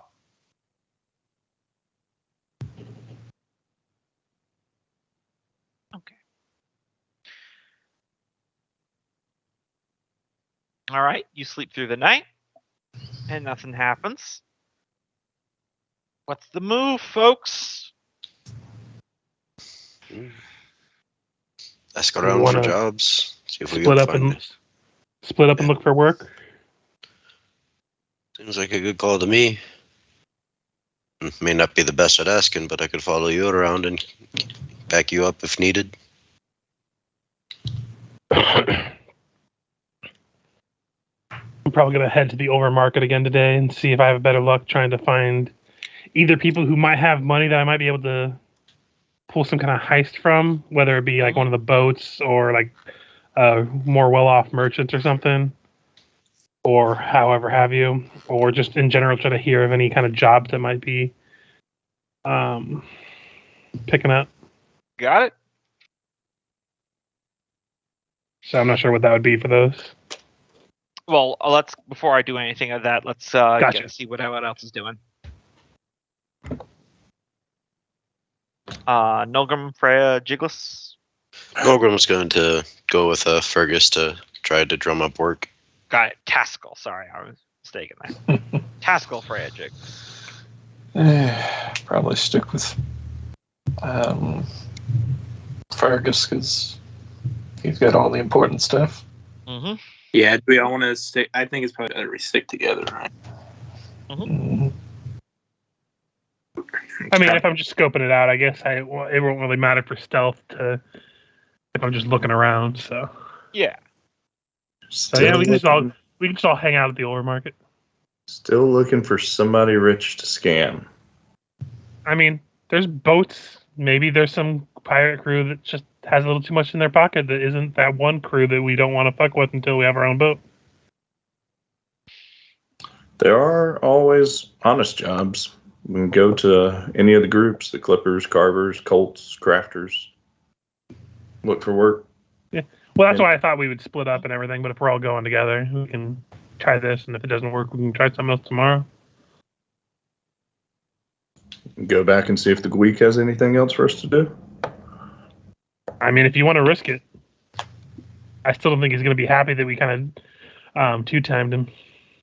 Let don't see why that's a bad thing. He paid us to do something. We found out if anybody else would pay us to do the same thing, and Well, it could also be argued that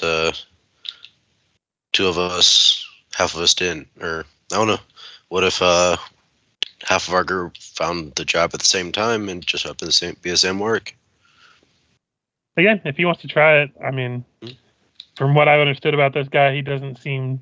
look, let me put it this way. If somebody hires your ship to sail to the Ghost Sea and drop off a load of boxes, but you've got other room on your ship, wouldn't you go and see if there were other people who needed deliveries to the Ghost Sea? Yeah, but this is also more of an analogy of, oh, I pay you to haul these boxes over there, but these boxes are also getting delivered to somebody else at the same time. The same boxes. You guys like to argue yourselves a lot. This is true. Well, Go nuts. you'll find few as eager to argue as dwarves.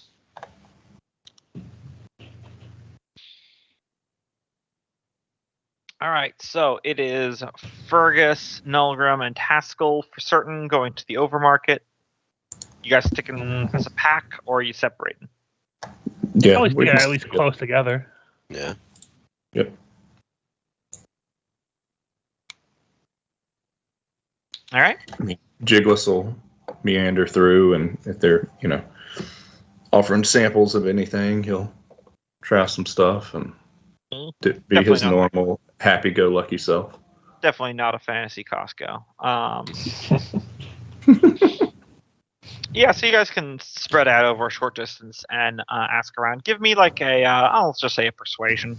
That's a good rumor mongering skill. I'm looking specifically to like see things that I might be able to. Then that would be an investigation. Instead. Yeah, I just figured because the way I described it was specifically, I'm looking for things that are beyond under the radar. Yep. Whew, boy, the ones are hot tonight. Mm-hmm. Mm-hmm. Richard's on fire. Every time I want to do something cool. Mm-hmm. Every time.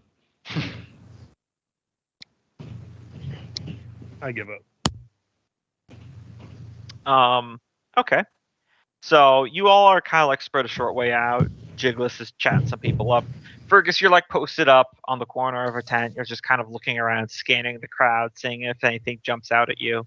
While you're doing that, Fergus, could you give me a wisdom saving throw?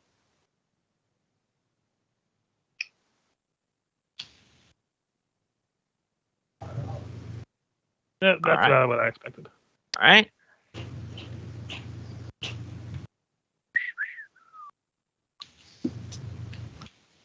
Take 40 points of psychic damage Mm-hmm. as you feel extremely woozy on your feet and you need to steady yourself. You will take 1d4 penalty on all tests until short or long rest. And nothing else happens. There's no crowd reaction, no sound, no anything. It's just the world spins for a moment. Well, regardless, I gotta go try to find some of the other people because that didn't feel good. And if it hurt 40 hit points worth of damage, that's you feel a little trickle of blood coming out of your nose. Yep. Gonna go find some people and inform them what just happened to me. That I don't have any idea what happened to me. I just know that all of a sudden something assaulted me. You find Jigless, who's currently chatting up a drow. He's got his hood pulled up, and the drow's saying, well, if you're looking for work, if you don't mind getting your hands dirty, where I hear it, down in the Sun Sepulchre, there's this cult called the Heralds of Zorthe. They're paying 500 gold coins per head for live prisoners for their blood rituals. Just maybe disappear a person or two down below, and you can make good coin that way. I just interrupt. Hey, Jigless, we have some problems. Come on. We need to find other people. Drow just immediately pulls his hood down so you can't see his face, and he just immediately dips. Clandestine conversation had someone walk up making sounds, so he just he's out. You see me? My eyes are bloodshot, and there's still a trickle of blood under my nose. Oh, you tried the sausages, didn't you? No, something has assaulted me that I couldn't see or do something. Like something's not right here. We need to find the others and consolidate our strengths. Is there any kind of spellcraft I could do to know what whacked him? Not really. It's like psychic. It's all mental shit. He looks not well, but that could be a hangover or a migraine for all you know. Yep. And quickly look around and motion to everybody to keep walking or to come on over and get Fergus walking, and let's head back. Is there? What did you that? I would explain to him the feeling I got and everything, but Yeah. Sounds like the thing what hit me. well, that means he has. Yeah, I don't know how to say DNA. If he's saying it, sounds like it. Then look around, try and spot anything. If I can even roll on it. You can give me a perception, but it is extremely unlikely you'll see anything. Yeah, nothing. Yeah. Hey, it sounds like it's after you now. Would know that we had kept it with you. Probably wanted to know where you're keeping. Mm-hmm. So we're gonna need to start juggling things around, I think. We might have to just bite the bullet and get what ship we can and make a go at it, because I feel like we did this down that cave and everyone kept dying because we secretly had the thing with us the entire time. I have a feeling this is going to happen with the boat, too. We need to figure out how to find this thing and deal with it, I think. I imagine Ivy's there, and she speaks up. So I'm just going to ask the obvious question. What is this, air quotes, thing that it's after that you guys got from those weirdos that were sticking metal in their body? Like, it was a big evil thing. finger. Okay, I get that, but like... It's something out of the old stories. Dark metal forged in the fashion that turned into betrayal of the first dwarf. Possibly what Nogrim there's got the book and powers from. Yeah, sounds at least out from Remember My Lore, the first grudge blade, so to speak. Yes. It wouldn't be particularly good for anything to get a hold of this. Even this small fragment. Who got close to it and started feeling ill? That was Nolgrim. Yeah, Nogrim. Yeah, like a momentary wave of nausea. Mm-hmm. Even a small bit has some power to it.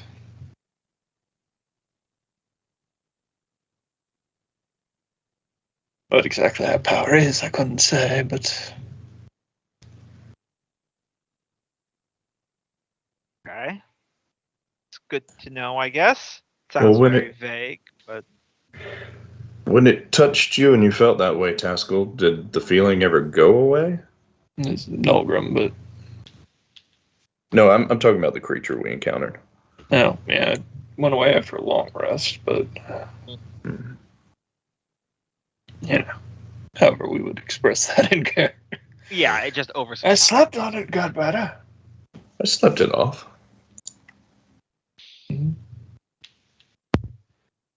But yeah, I'm a little worried now, because we're going to have to do some shifting around of possessions and bags. Might as well see about the chartering idea now, given that we know it's regrouped. It could come after us on a boat we charter, but, you know. At least it can't go anywhere from there. Does anybody have a magical means to detect that sort of creature? Actually, let me... I wave my hands mysteriously and nothing happens. Do we know what type of creature it was? Not specifically. Aberration of some kind, I imagine. That's the broad scope of oozes, right? I could play you a little song that might help you feel better. Oozes are their own classifications, as you know. Ah, Yeah, I mean, I technically have access to Commune now. is there any sort of roll I could make to determine if it would fall into the protection from evil and good? Yeah, give me an arcane. Okay, all right. I think within the next day or so, we need to find one more job so we can afford provisions. Just get whatever the smallest boat is, and I'm starting to warm up to Freya's idea. It's an ooze. So Okay. if it's not listed underneath any of that other stuff, Okay, so it's no longer aberration and all that stuff. yeah, it's definitely an ooze. Okay. You're not certain what kind, what it is.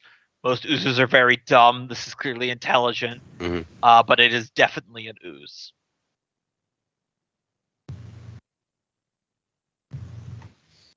Well, I suspect the only way we'll know for sure is if we find somebody and stab them. If they bleed orange, good sign. If they bleed red, we probably just piss somebody off quite a bit.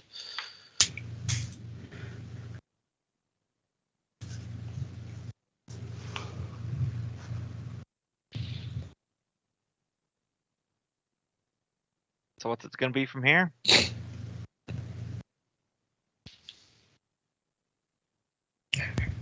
What was Freya's idea? Buy the small boat and then steal a bigger boat. Buy the small one and go out and try and pirate a bigger one. Do you think there's Either way, we still need a little bit more money to afford like stuff for basic repairs and rations, don't we? or the odds that we could charter a ship to take us where we need to go? Depends on if they're just going to betray us immediately after we pay them. All right. Do I know of Do have that being a common thing? Like, can you charter a Chartering ship? boats are not common. I will let you know that given the general demeanor of people, you can try to ask around to charter a ship, and there is a very high possibility you'll find someone who will take your coin. If you do that, I will roll a 1d10.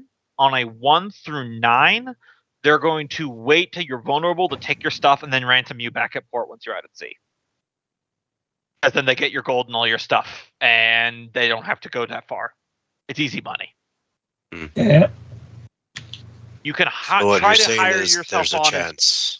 yeah, there is a chance. You could try to hire yourself on as crew on a ship, but then you won't have a call on where you're going. Mm-hmm. That is far more reliable, and you're not going to be ransomed off. The other way of trying to charter a ship is basically showing up in another country and proclaiming to the heavens that you're a tourist and you don't know anything about the local area. You'll have sucker written on your forehead. All right, so we're not chartering a ship.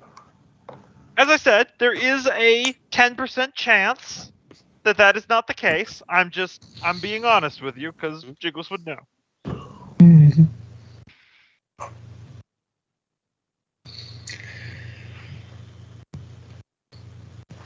The small ship was only like 4, wasn't it? 6,000. 6. Oh, then we do have enough money for probably some provisions then with the extra 1,500 gold. Well, looks like I need to go start rounding us up a crew. Yeah, and we need to start bartering for a ship, it seems.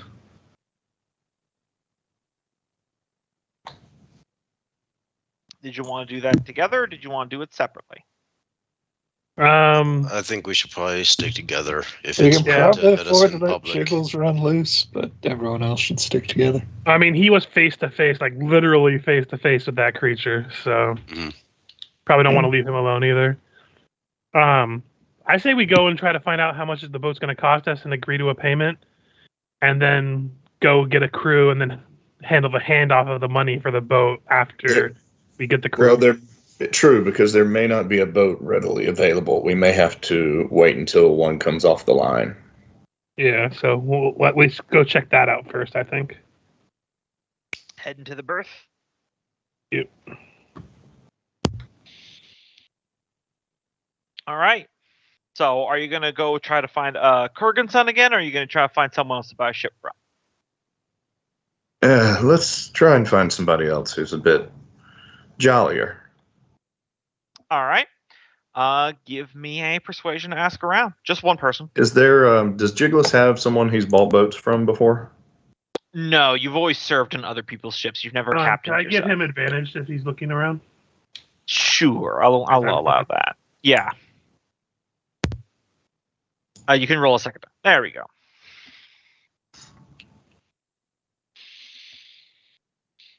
Okay. You find a grizzled old bugbear carpenter. Probably more of a muscle person than someone who puts it together. Hey there, salty dog. We're looking to purchase a one bow. Yeah, one bow. You got coin? All right. Yeah, that's one bow recently got sold back. We were just doing a refurbishment. You might be in luck there. I'll go talk to the swags about it, see what's going on. Right here. Okay. Let's see. Yeah, Fergus, you got high enough passive perception. He goes over and he starts talking to some people, and then you see a Darragard that you don't recognize come up and says a few words that you can't hear what they're saying because they're at a distance. That Darragard that you don't know points his finger at the salty dog for a few moments. Then he nods, and then the Darragard goes back around the corner. Bugbear comes back. Yep, we got a one bow we can sell you. Probably would need another day to put it back in the water, but we can do business. Secondhand boat. We were really looking for a new one. What are you going to charge for a refurbish? Yeah, that would be let's see, refurbish. Lower the prices. He's like counting on his fingers. That'll be 9,000 gold. Oh, no way. Not at all. That's a little steep for our blood. We'll keep asking down the line. That'll be hard. Why is that? Well, you know how it is.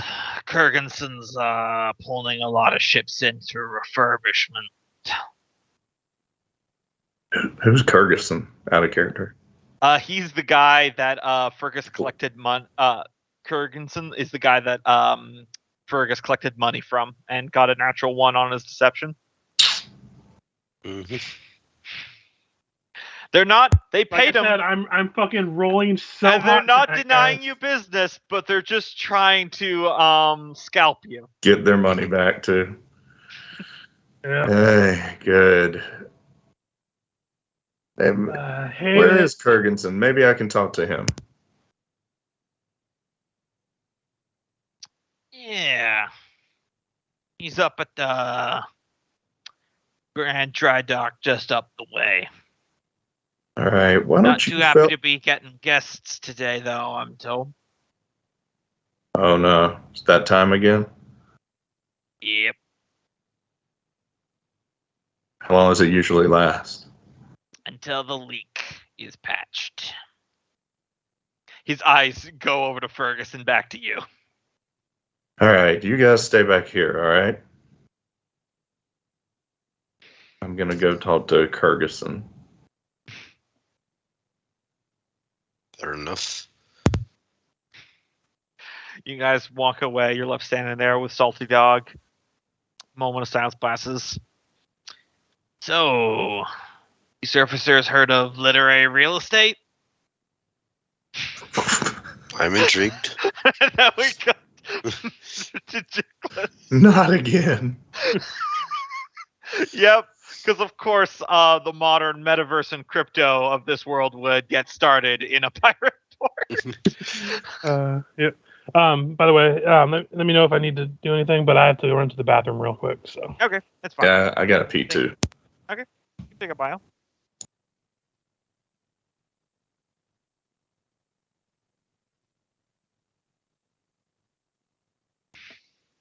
The natural one got you. Mm-hmm. Never fails. Mm-hmm. He balances me out nicely, apparently. Oh, friggin' fixes just crits on a 15 as well. Well, I was also referring to the saving throws. Oh The yeah. nat 20, then the 20 critical with a big heavy T-Rex hit.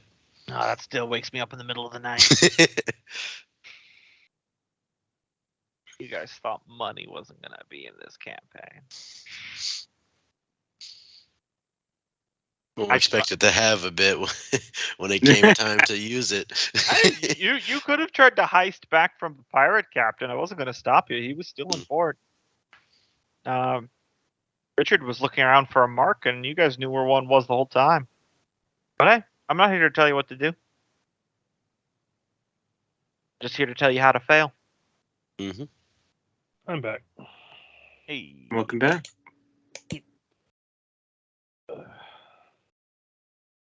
Man, I am rolling the worst on all the most important rolls, I swear. You did well at gambling. Like I said, the worst and the most important rolls.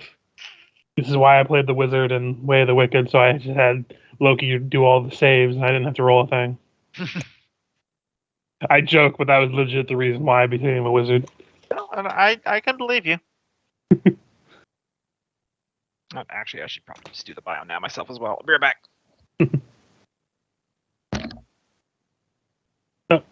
Now comes back after Gumbo went to the bathroom. I mean, just keep tag teaming. I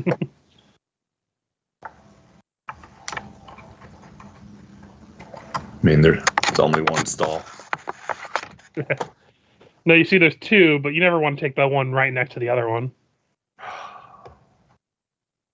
Or assume it's your buddy. The one time I used the stall, the urinal instead of the stall. Yep. Somebody came right up next to me, even though there was like 3 other urinals. I'm like, I'm just gonna go piss in the stalls from now on. Yep. You just gotta know urinal etiquette. This is like an old ass guy too. He just came right up to me, like practically shoulder to shoulder, and I'm like, nope, I'm leaving right now. I don't care if I piss a stream on the ground. Just walked right up to you, put an arm around your shoulder, and started peeing there. Solidarity, my brother. Best way to get him to give you some space is just to turn, look at him, and say, "Dude, back up! Don't stop the stream."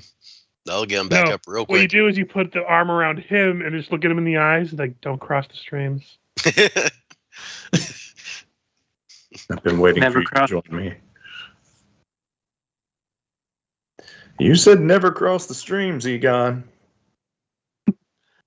That just makes me think of like the fucking. Has anyone else seen Harold and Kumar go to White Castle? Yeah. Do you want to play Battle Shits? Yeah. Oh my god.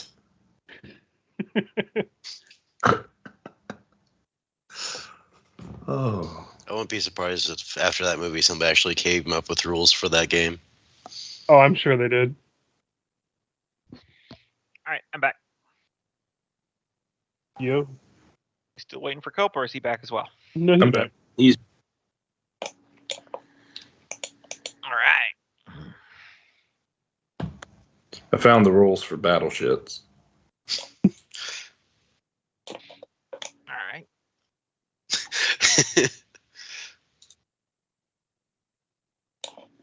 So, Jigless, you go up to where Kerriganson is. He's overseeing the construction of a what probably looks like it's going to be a 3-bow when it's done, but it still weighs out from that. Impressive lady there. Hey, she's coming along. All right. What do you want, Jigless? I want to ask a favor. Your favor now. Yeah. After I gave you that hit before it went out to the public. Yeah, that was great. That was good money, and we did a good job. Did you, though? Because no beard, short human up down there. didn't give me the impression it got what went down so well. Look, they're an eager group. And I understand you're holding the prices back on us on these boats, but here's my suggestion. You let us have one, let them have one at the normal rates. Look at the discount as an investment. Let them go out. They want to earn coin. When they get back, we'll make it up to you. Tell you what, Jigless. Maybe you're right. Maybe you did kill the namer like you said you were going to do. And that giant amber glob of shit that crawled out of that place really was its pet, like the short beard was talking about. I'll give you that benefit of the doubt. But here's what I'm telling you going to do. Stow that whole investment con job shit that you're talking about. This is how it's going to be. I'm going to let you buy a one bow at the normal price, 6,000 gold pieces. And you and your little surface tour friends get on it. And when that ship inevitably comes back, the one with the short beard, fur guts, or whatever his name is, he's not on it, if you know what I mean. And if he does come back on it, then you're never leaving Dinport again. Do we have an accord?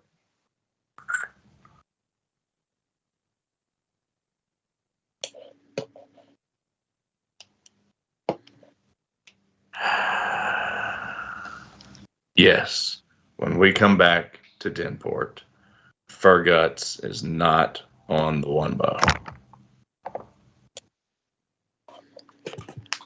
Shakes hand. Mm-hmm. Pulls you in close. And just to be clear, so you don't try to do some contract lawyery bullshit. I made it too obvious, didn't I? Yes, you did. It's not about the ship, and it's him.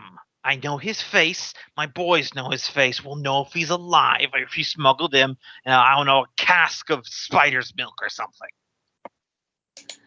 I don't think I can take that deal. I think we'd rather pay you your gouging rate of 9,000 gold pieces. Tell you what, and he's still like gripping your hand with an iron vice like he has not let go.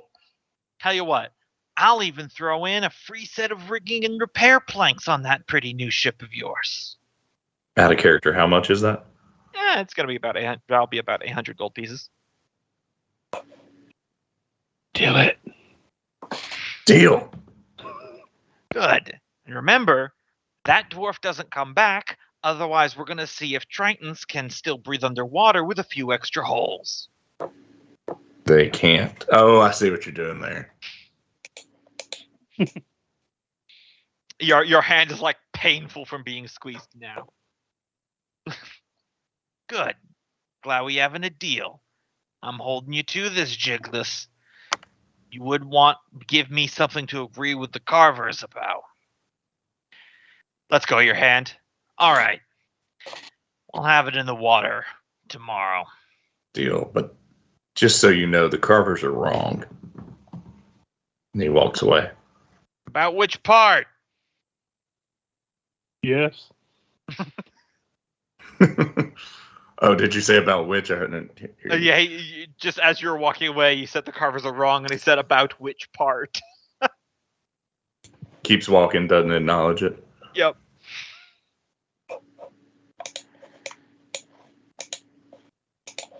All right, fellas, good news. I worked my magic.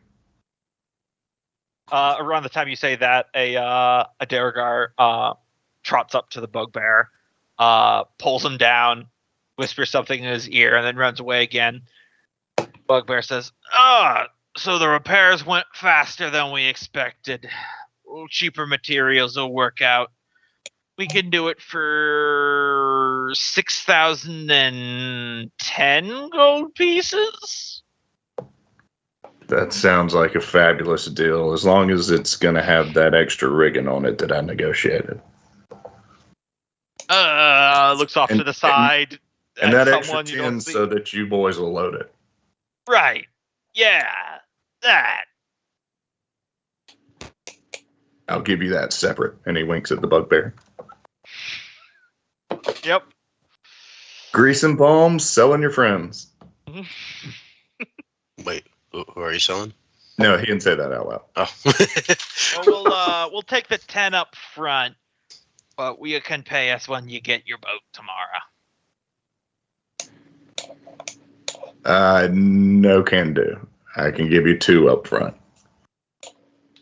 Yeah, I'll be 6. Well, I only got 2, so take it or leave it. Oh, for crying out. I just give him the extra 10 gold. He scuppers it up real quick. All right. I'm going to get back to work.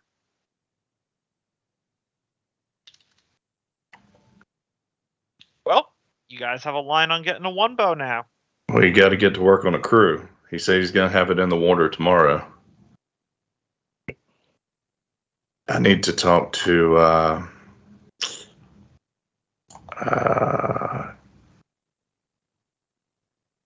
Ignis.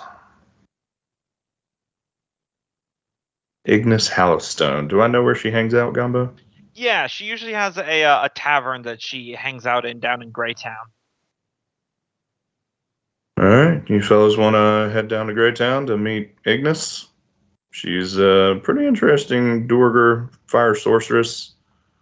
She is the person to talk to for getting a crew together. She knows everybody and who's out and who's back. Sounds good to me. How much funds do we have at this point? We spent basically the 6,000 because I just paid the 10 out of pocket. So we have about 1,500 for supplies. Well, we just got all the rigging and material we'll need for free. Yeah, but rations and Yep, still need the rations. Yeah. And I imagine some just general supplies and such.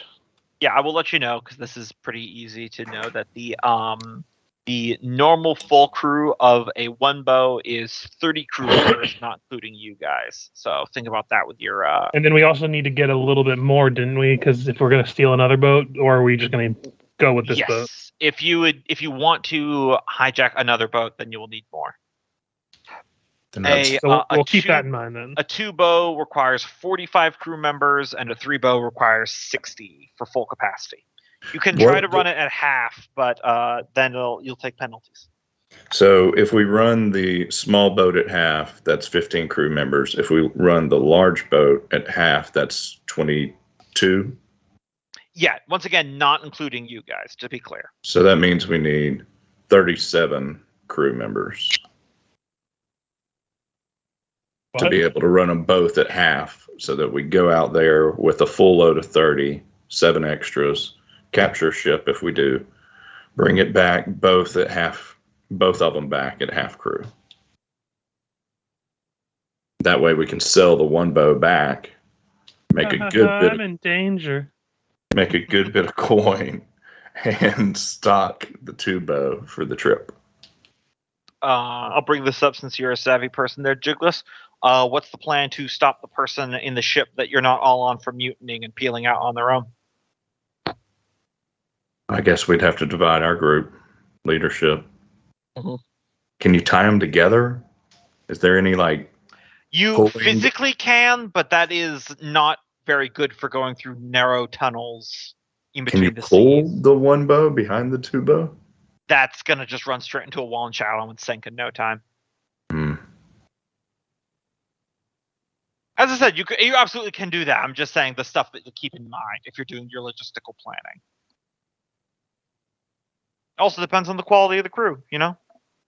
Yeah, we got to get people who are trustworthy. That's why we're going to Ignis and not taking it. Well, we could take the cultists. They're sure. That's not all of them. That's only some people. Mm-hmm. Yeah, but I mean, just enough to do. If we take 15 of them, they can crew the 1 bow, and we don't have to worry about them cheating us. Man, Skull and Shackles is going to be so much fun when we get to it. What do y'all think? Have 15 of them as part of our 37 crew members? That's if they're still alive, because that creature seemed to take some interest to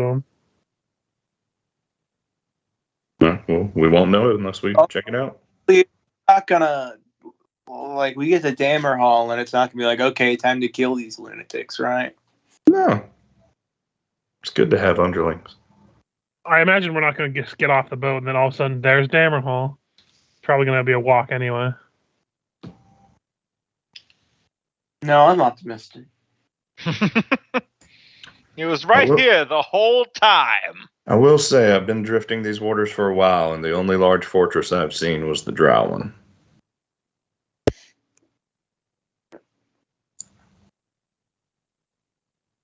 Oh yeah, he'd also tell you all about the giant Drow fort on the Sea of Black Glass. Glad we didn't go that direction. And there's another one as well. Yes, the one on Drow Sea, but I think they would have guessed that. Yeah. All right. Everyone heading down to Greytown? Yep. Question, Gombo, are the ghost currents in the Ghost Sea? They are everywhere. It's a term. Okay. All right. So you guys head down. You guys actually haven't been to Greytown yet. True to its name, it is predominantly populated by Derugar. Where everywhere else in Dinport is pretty cosmopolitan. This one area is almost entirely Grey Dwarf. And Jigless is probably he's been down here before. He mostly just gets ignored whenever he comes down here.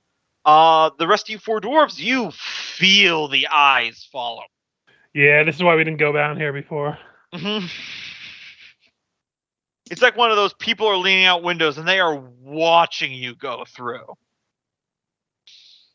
Yep. Why are you guys walking so slow? No reason. You see just a Derugar butcher who's like standing in front of like a slab of meat and he's just like sharpening a cleaver while unbroken eye contact with you.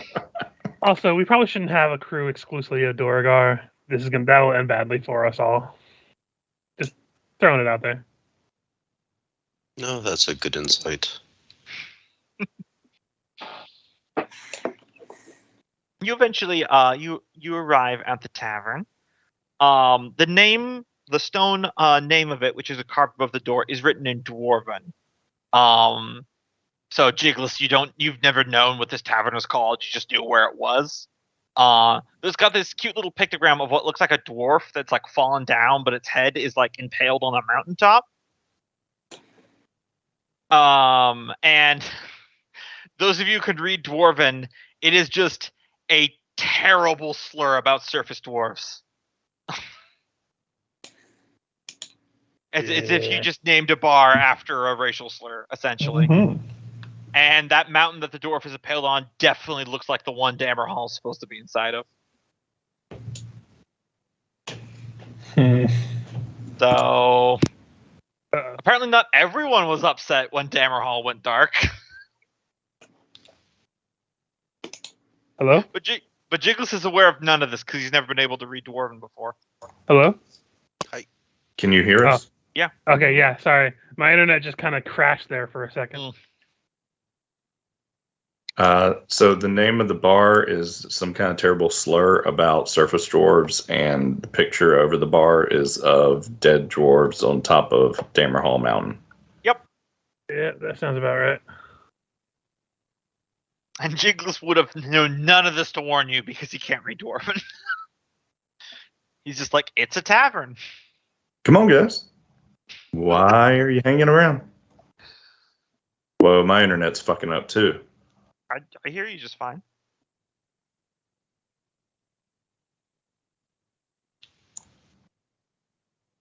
Well, it was weird regardless. I'm good now, but All right, you good, Cope? Yeah, it reloaded. It came back. I heard a noise when Richard had his problem, and I had a screen flash. Interesting. I think the FBI guy just tapped in. Nice. He heard racial slurs and he wanted to hear what was up. Uh, He's trying to find more good ones. that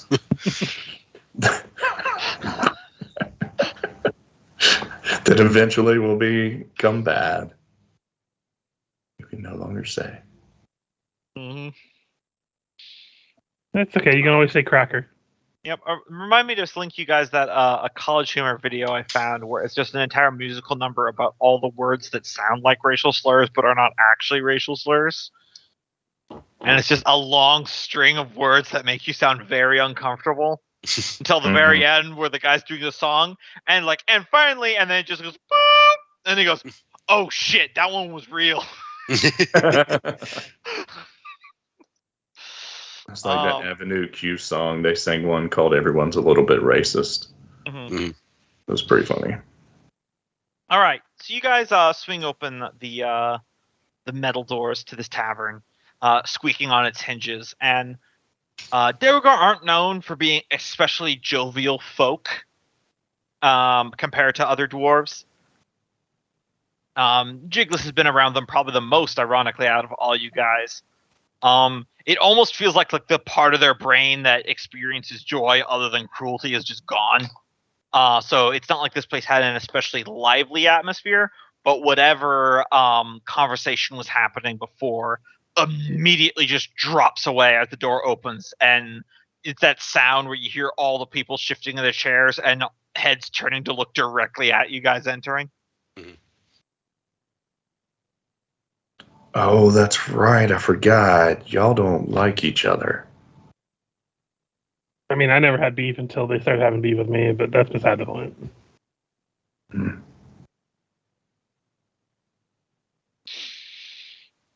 Y'all okay to go in? I can talk to Ignis myself.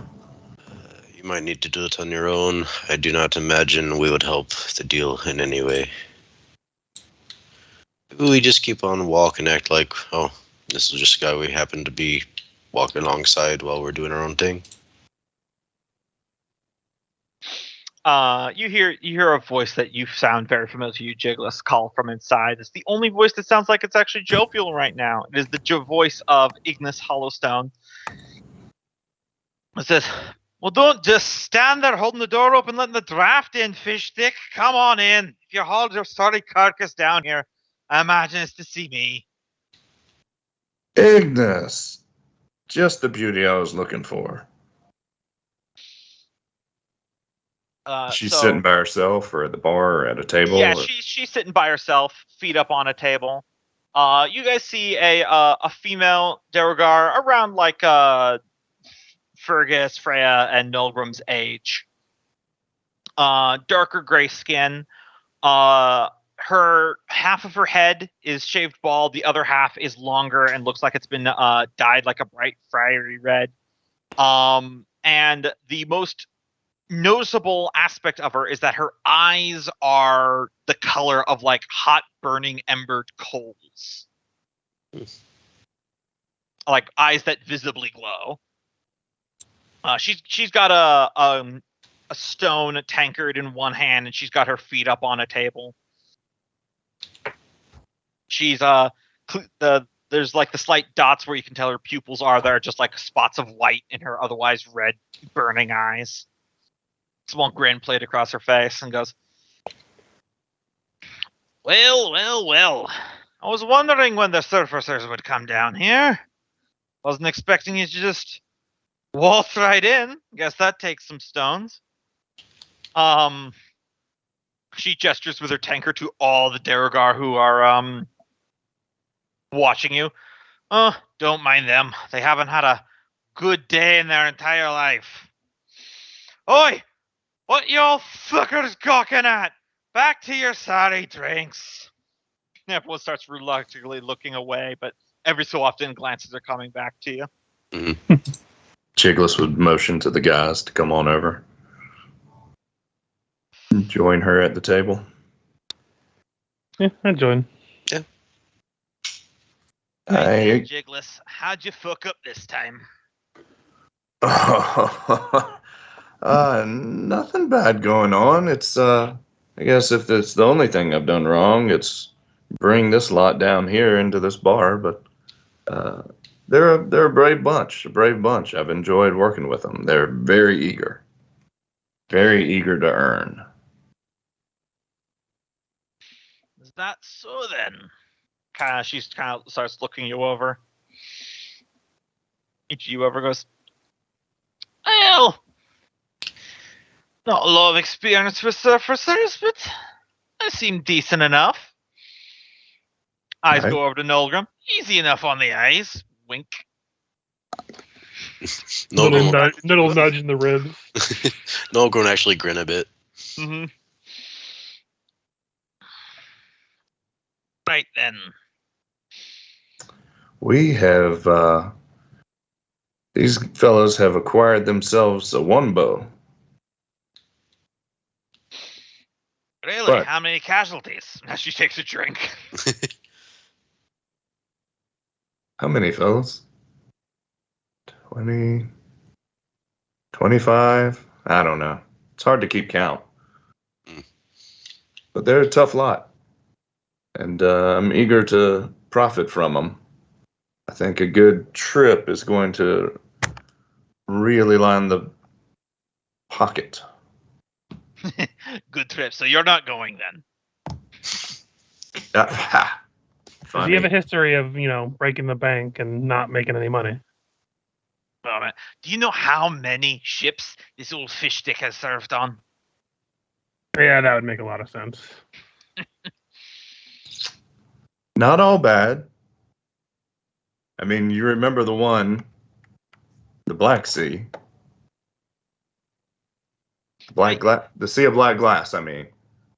Yeah, didn't that one go into a pillar and then back up into another one? But it was completely stable. You're the fucking navigator. I just needed to park it for a minute. I had to relieve myself. What, and your pants were already full? Well, if you want to discuss my pants again, then you're going to have to pay for that. Ugh, now this drink tastes bad, just picturing that. Anyway. What's the take? We're looking for a crew. Yeah, I know some folks. I can Wait. put out some words. What is the take? Ale Well- don't pay for itself now. Always opportunistic, but this one's going to involve a bit of fighting. We're hoping to, trade up. Okay, I'm getting nowhere with him. One of you talk. What's the take? We're wanting to steal a bigger ship with a smaller ship. She means how much are we going to pay the crew? We got a bit of a score to settle, and once we get the bigger ship, the smaller one, we could let the crew have it. Although we'd need crew for the ride settled home. score.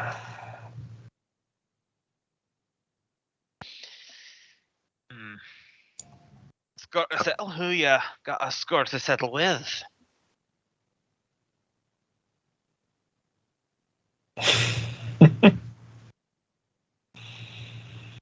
No one? I'm trying to think of how to say it. Just out of character, we aren't planning to go attack the big pirate, right? I think That is- they were. Oh my That is the god. question. Okay, Jiggles doesn't know that, but this may be coming to his mind now. What was his name, man? I forgot the... I didn't think we were coming in here with a score to settle, so I'm kind of drawn. Yeah, this one caught me by surprise. Like, oh shit, what is Captain it? Captain Great. Greymore Hellspit. Yeah, that one caught me by surprise there. So I'm like, I don't know how to work with this. Taskell's gone rogue. Oh god. Tubo. Abort. It is a tubo. This is a 3-bow, I think. Yep. Even better.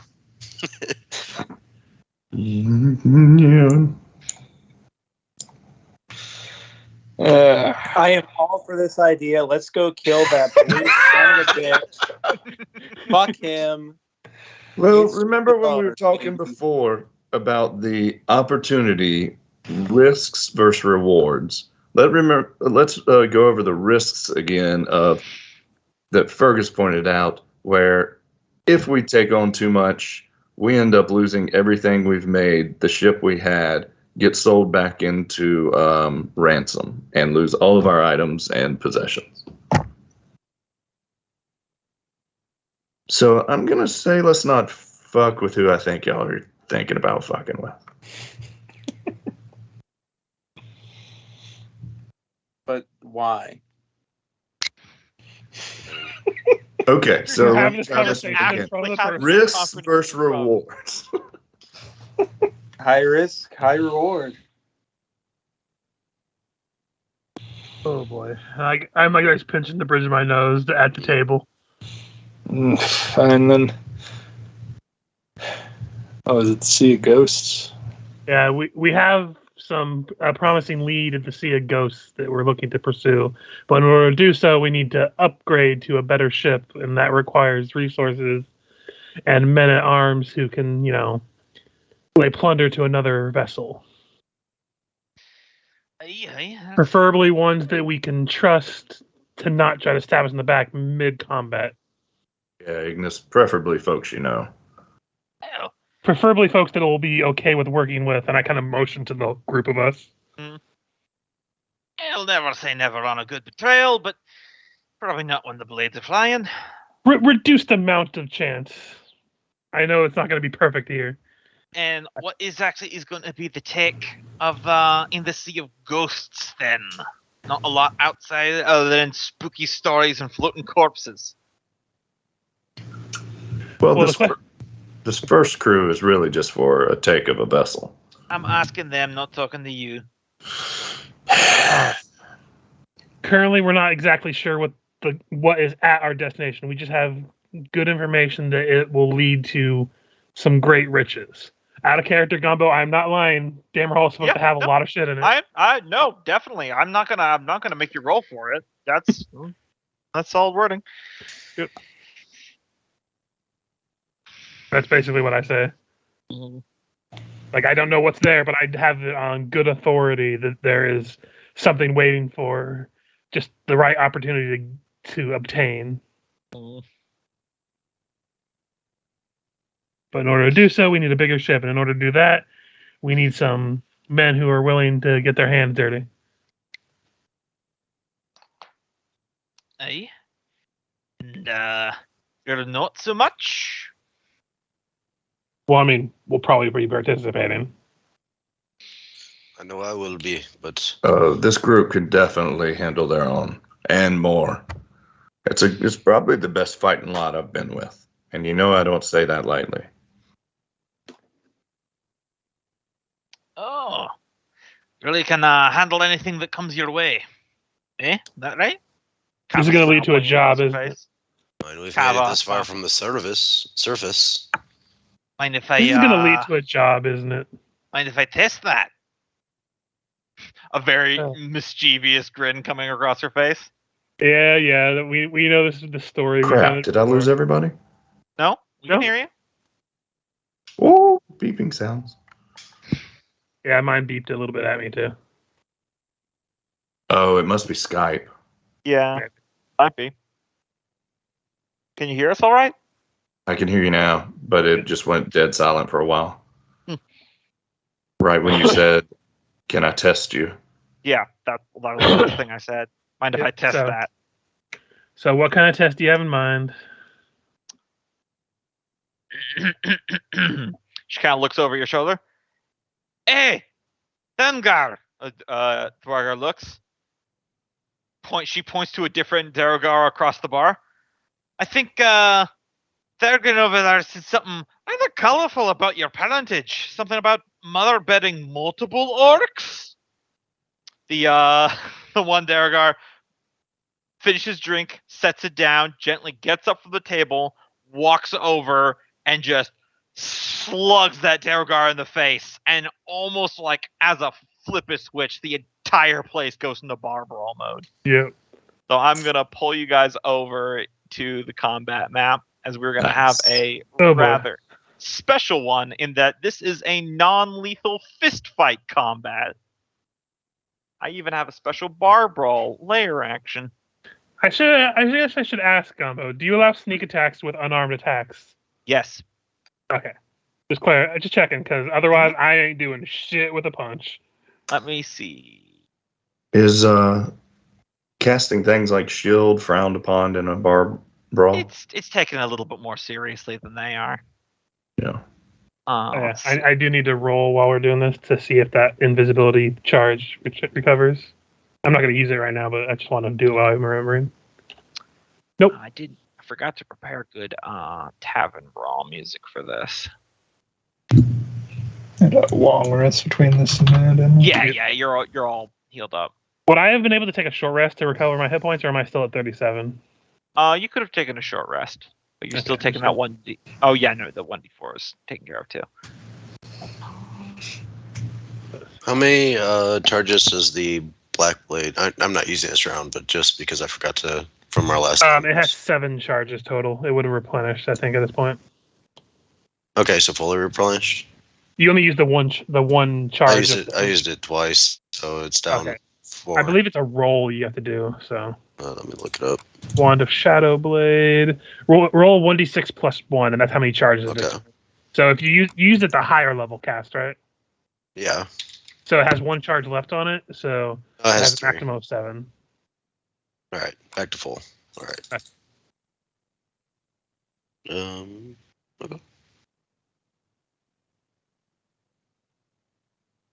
Well, I mean, we're fighting other dwarves. You might as well just play Diggy Diggy Hole. Yeah, probably the best idea. I always like to get more creative than I need to be with these things. All right, let's see. Where's that natural 20 when I need it? All right, let me pull up some character sheets. Here we go, pirates. So we've got a deckhand, boatswain, and a buccaneer. There we go.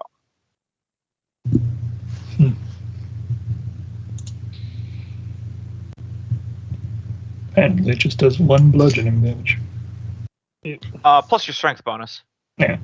Or Dex, I think you can use too. I think it's finessable. Yeah, I believe so. So let's see. That would be a. How much damage is a punch? It's 1 1 plus your strength bonus, Dex bonus, unless you're proficient. None of us have the Tavern Brawler feat, I imagine. Probably not. Yeah, Thrum's long gone. He would have wiped this place clear. Yeah, I didn't think to pick up Tavern Fighter in this camp. Well, I mean, I didn't think we were going into a port town in this campaign either, but look where we are. Fergus, you get to act first. Yeah, as this happens, and she does this, and the guy goes and punches the other one. Mm-hmm. I just kind of roll my eyes, and I'm like, oh, this kind. And I am going to try to duck underneath the table. So I'm going to bonus action stealth. All right. Yeah, way to look good. It'll be a 13. I accidentally had that Okay. thing on. And I'm going to try to tuck underneath here and just surprise this guy with a punch. All right. Sure as passive or not, but either way, it should be sneak attack. Let me check his passive. Yeah, that succeeds. Sneak. Okay, so it'll be an advantage. Yep, that'll hit. So 8 points of damage as I just roll under the table and come up and uppercut him. Mm-hmm. Actually, no, he's probably the face in the bar. I just smack him in the back of the head. Nice.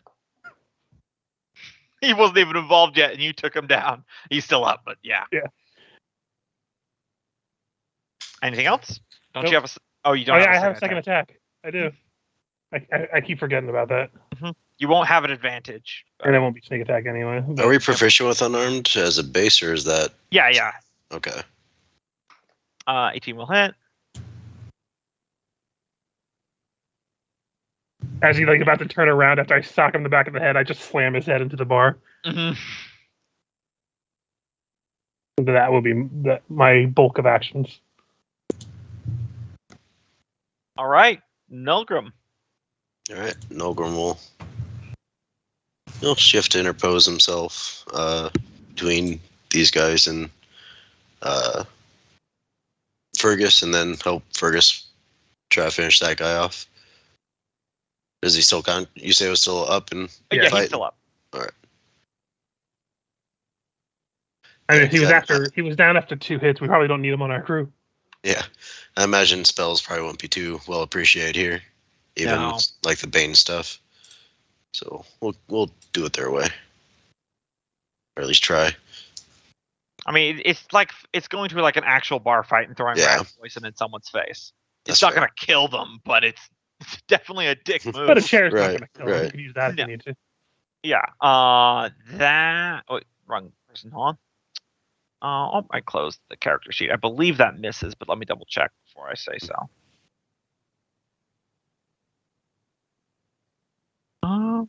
Yeah, that one will miss. Okay. And He's without his shield at the moment, but it's still too low. And I don't have any more attacks. Mm-hmm. So that is my turn. All right. Tavern Brawl. Let me see here.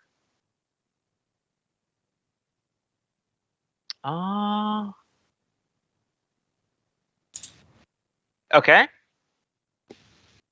This is a fun one.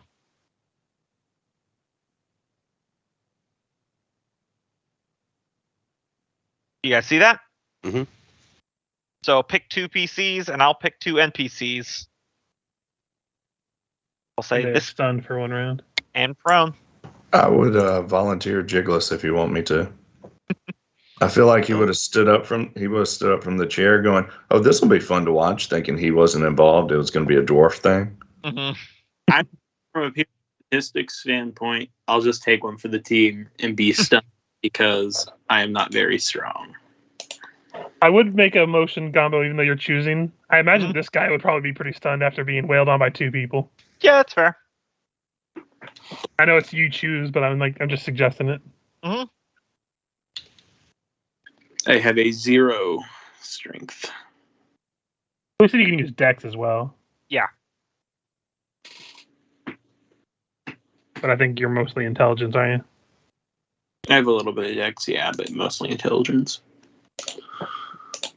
I mean, I'm up there with probably Nolgrim. He's got a 16 strength, but I just feel like thematically that would have happened. Yeah, as I said, you guys get to pick.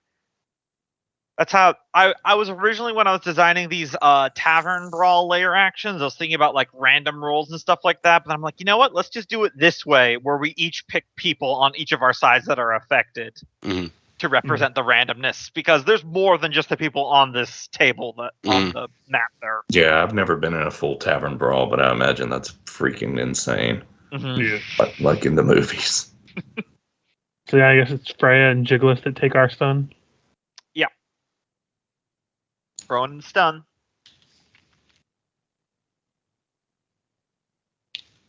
All right. Looking at your time.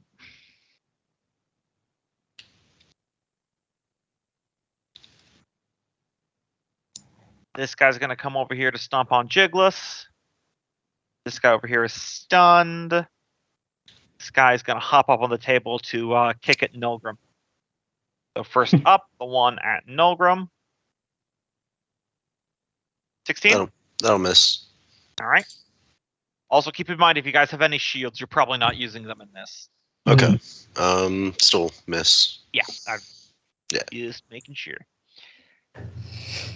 That's nice. It keeps being the wrong number. And then I believe, let me check the stunned condition, as this guy's about to stomp on Jigless. So I believe you have advantage on him. Yeah, I believe so as well. And he's also prone, so you'd have advantage on him that way too. Yep. So this will be at advantage. Punch. That'll hit. So you take 3 damage plus his 9 sneak attack damage as he just so basically you stand up, you're like, well, this will be fun to watch, and then someone smashes a chair over your head and you fall backwards, and then a dwarf just comes up and just full on double boot stomps your stomach. That's more like the fights I've been in. Yeah. These fellows kicks you in the fishnets from the front.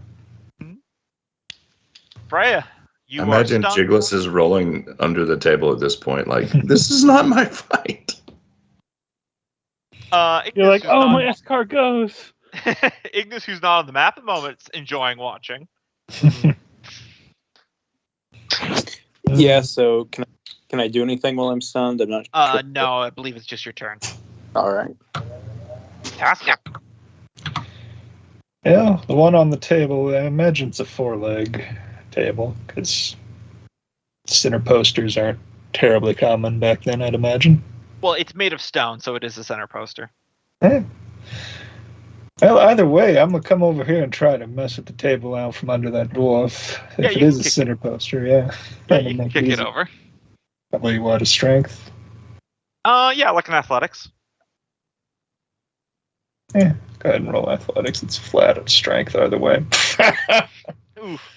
I was gonna give it to you on a 10, but that's a 5. Yeah. Rolled a 2. Mm, Yeah. It was a fun idea while it lasted. yep. All our fun idea rolls have been shitty tonight. Yep. Man. See, this is why we need to do the old school thing. I just really wanted to pull off a heist, goddammit. I can't. Every time I try to investigate, I roll a natural 1 in that town. You could have tried to heist Hellspit anytime you wanted. Yeah, no. You keep pushing us there. I'm not going there. All right. So the boatswain, who's actually a bartender in this scenario, isn't getting in the fight yet. He's just shouting like, "Go fighting in my place!" And then it's just completely getting overshadowed. Deckhands. This guy is gonna come over here. This guy's still stunned. Or actually, he's still prone, even if he's no longer stunned. But this guy's gonna come over here and he's gonna try to lay into Milgram. He can make up to 3 unarmed strike attacks. So 1. Oh, that should not be a disadvantage. So that's the 21. He's gonna 21 be 2 hit. attacks. Oh yeah, that's fair. So 14. 14 will miss. Okay, so just the 1 then. 4 bludgeoning damage. Right. Catches you across the jaw. Oh, nice shot. Jigless. You're recovering from being stunned, so that's your turn. All right. But I'm still prone. Yeah. All right. Fergus. Just both hands on the bar. I'm just going to, while this guy's on the ground, just bring up my foot and kick him in the side. I love how there's all this commotion and you're just kicking the shit out of this one guy who's stunned on the bar. Yeah, that hits. 15 points of damage. Okay, so he's unconscious. Okay, so the guy next to me is unconscious. I look around. I'm like, I need something to throw. I just reflexively pull out something from my bag. I pull out the book of Drow Erotica. Look at it. Look at the person, Ignis, that was like started this ball fight. I'm like, I swear this isn't mine, and I'm just gonna chuck it at the one next to Jigless. I don't believe you. Go ahead. I'm just gonna roll my unarmed. I imagine I'm not proficient, so it'll be -2 to hit. Yep, and we'll just have it do unarmed damage. So it'd be a 14. You're attacking this one? No, the one next to Jigless. Oh, next to Wait, this Jigless. That one, yeah, that one will hit. One of the ones kicking his friend. 5 points of damage, Mhm. and I'm gonna yell at Jigless, "Come on, man, get up! You just started fighting with us. You're embarrassing us." No, She did this on purpose. All right. Which course one you was did. it? What was this one that hit me? Yep. All right. Nolgrim will return fire. I would say, by the way, gone by, I forgot to say, I'm just gonna move up to here. okay, that's cool. That'll hit. And yeah, can't really do much else without really throwing some spells about. So yeah, that's what he'll do. Just that punch and get back into the fight. As he just cold cocks, or not cold cocks, but just goes for the jaw right in return. All right. Tavern brawl action. We each choose a 10-foot area.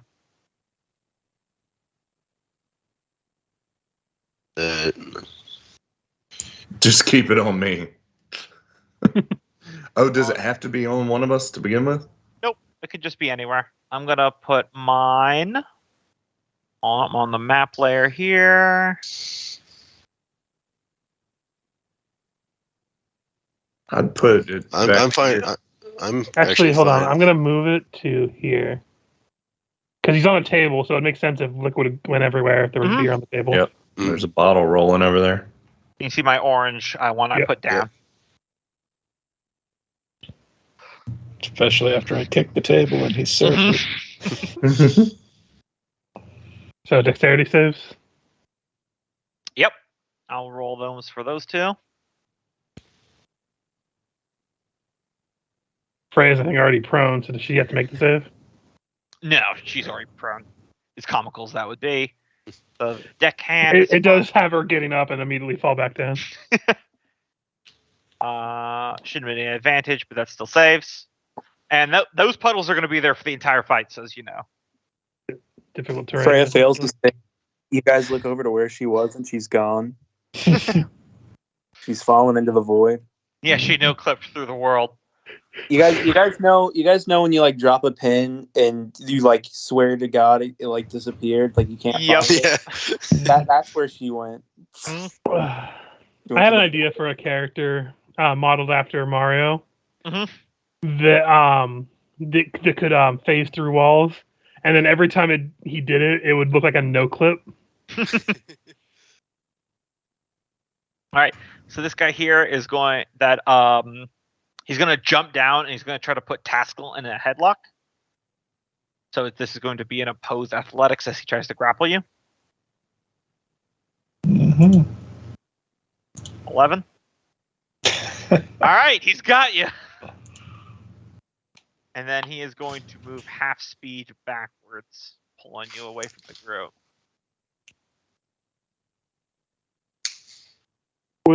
Question though, wouldn't it have been half speed to get to here? That'd be 10. Oh yeah, you're right. So it'd be more. So he'd here. only be able to get to here. Yep. Thank you for getting me honest. Yeah, it's just dwarves and their reduced speed. Mm-hmm. This one is gonna run up here. This guy's gonna go over there. This guy's gonna take a shot at Taskell. Grappling does not does not give advantage, so he's just gonna take a shot at you. So this is at Taskell. Looking for an 18 without my shield. Nope. This one right here is going to grab Jigless by his collar to try to drag him out of there.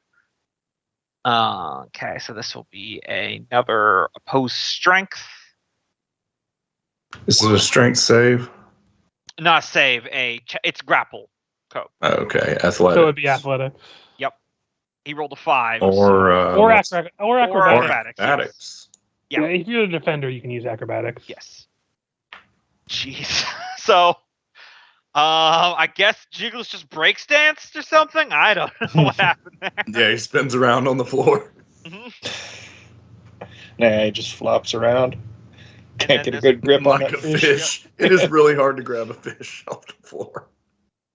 And this last one is going to try to punch Nullgrim. That'll hit. So you take 13 points of damage. As he just comes up and like low kicks you right in the kidney in the back. There, Loki.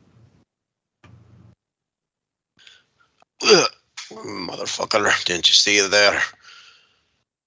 Freya, you're back in this thing. All right, so I'm prone, so I got to stand up, right? Yep, that takes half your movement. All right. What is it to climb up on top of the bar over here? I say you can just do it. You can just spend movement to move over there. Okay. This is like full-on tavern brawl mode, so I'm not gonna like mechanic you guys into the ground on this one. I'm already making you use unarmed strikes.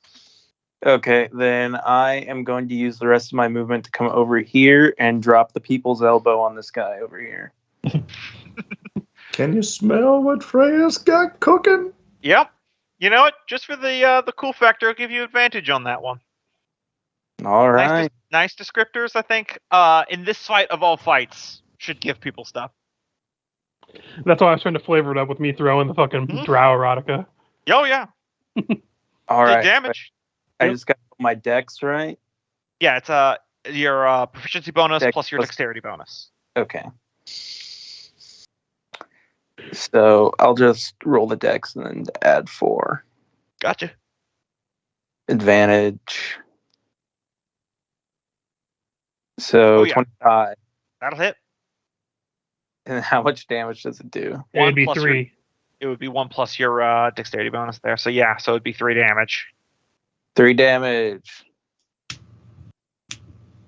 I feel like Freya's the one having the most fun of this. she's getting out of the suit. Sometimes when you don't have anything to lose. Mm-hmm. I picture, by the way, Ivy's kind of here and just drinking with the one that's not fighting Ignis. Yeah. The two of them just drinking, watching this. She just took his knife just in case. Suppose I'll try and break out. Yeah, you can try to break out of the grapple as your action. Before the guy starts giving me a fucking noogie or something. Here. Nope, Damn. he maintains. Yeah, well, I don't have any other options, do I? Not particularly. Yeah. Alright, so this guy is going to stand up.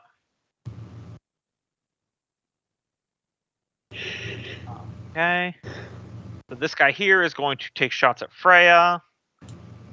Got a couple more closing in here from their own perspective fights down the southern part of the bar. So we got some attacks coming at Taskell and some coming at Freya here. So first up, Freya, 3 attacks. 1, 2, 3. Wow, you rung that guy's bell really well. Because none of those hit. Next up, Taskell. 1, 2, 3. I think the 18 hits. Yep. 16. Wait, 16 damage with it. Or 6 damage, sorry. And then he's going to use his bonus action to use his Expert Brawler ability. Give me a DC 13 Constitution saving throw or be stunned. Poor Taskell. Nice. That's all you got. Yeah.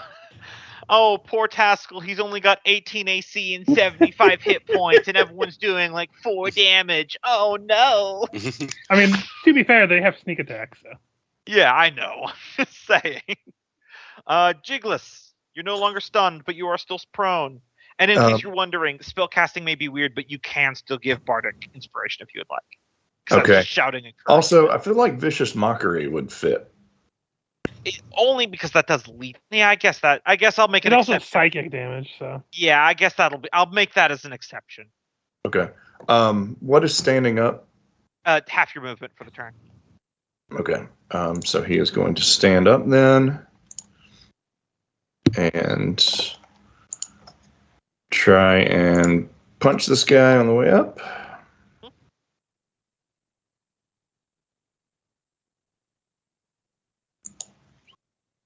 That'll hit. 4 points. It's just a 1 plus your strength, right? Yeah. And then he has 2 attacks. Can he use cantrip as an attack? No. No, okay. Then he is going to punch him again. All right. That'll hit. And he is going to give Bardic Inspiration to Taskell and say, "Your beard is much better than these other dwarves. Let them know it." Them's definitely fighting words. We're fucking Drugar! And now they're all good. And Jiggles just aggroed everyone. Nice. But yeah, you gave that one to the south of you a good 1-2 combo. All right, and Inspiration. One of those. So work with me for a second here, Gumbo. I'm trying to explain this, but it's going to sound weird. Uh-huh. I want to take this guy's hand, use it to hit him with his hand, and then make him think that he hit him willingly. Okay. So I don't know, would that be like a deception or deception at disadvantage? I'm just basically trying to get them to aggro each other. Yeah, this won't do any damage, but deception at disadvantage. I think that's deception. No, my thing is insight. Never mind. That's what it is. Yeah. So I rolled the insight and I got a 19. Damn. So what this looks like is you grab this Drugar's wrist because he was attacking Nolgrim, and you like suddenly yank him one way, and you just lightly thwap this guy in the back of the head, and he turns around and he sees you like holding this guy by the wrist, and it looks like you're ballroom dancing. And that would be just my action, or would that be one of my attacks? Oh, let's say that's just one of the attacks. We're just having fun here. I'm like, well, shit, and then I just punch him for real with the guy's hand. Yep, go for it. I'll give you a reach on that one.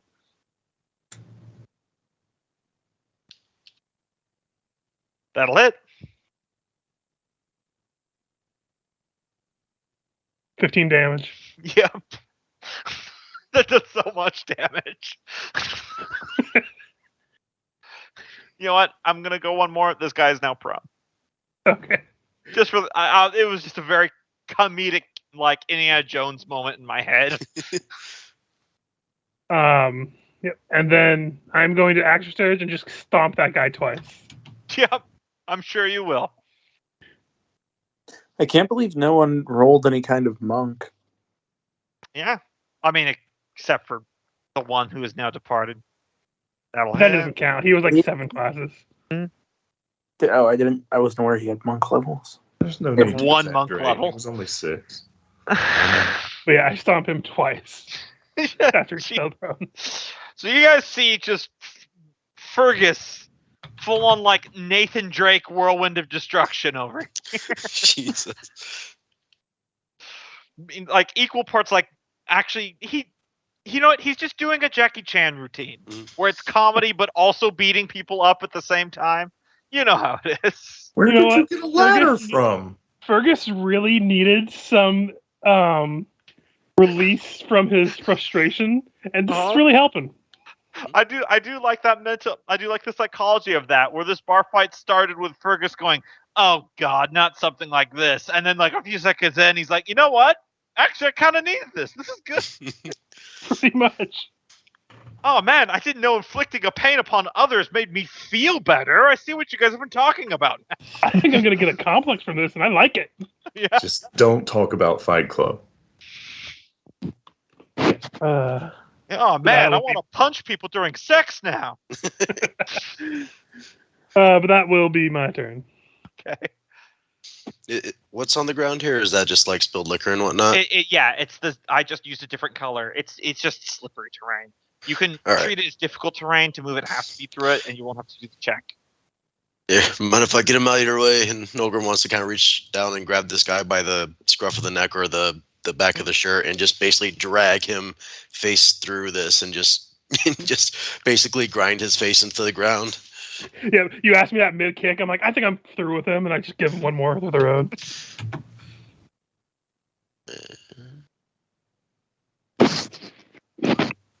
Yep, natural 20.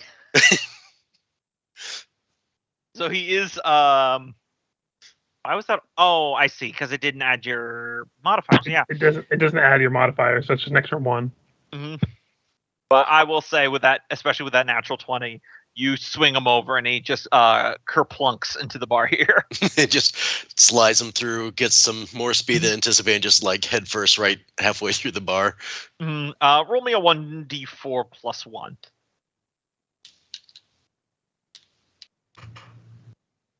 Okay, he is still conscious. He's at 3 hit points. Freya, finish him off.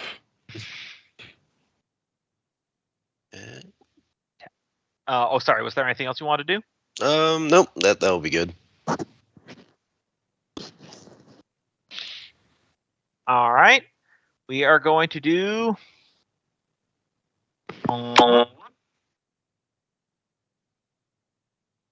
Wait, did we lose Gumbo now? Nope. I was looking at something. I don't know what that was. Yeah, it did weird out. Sounded like somebody turned some clippers on.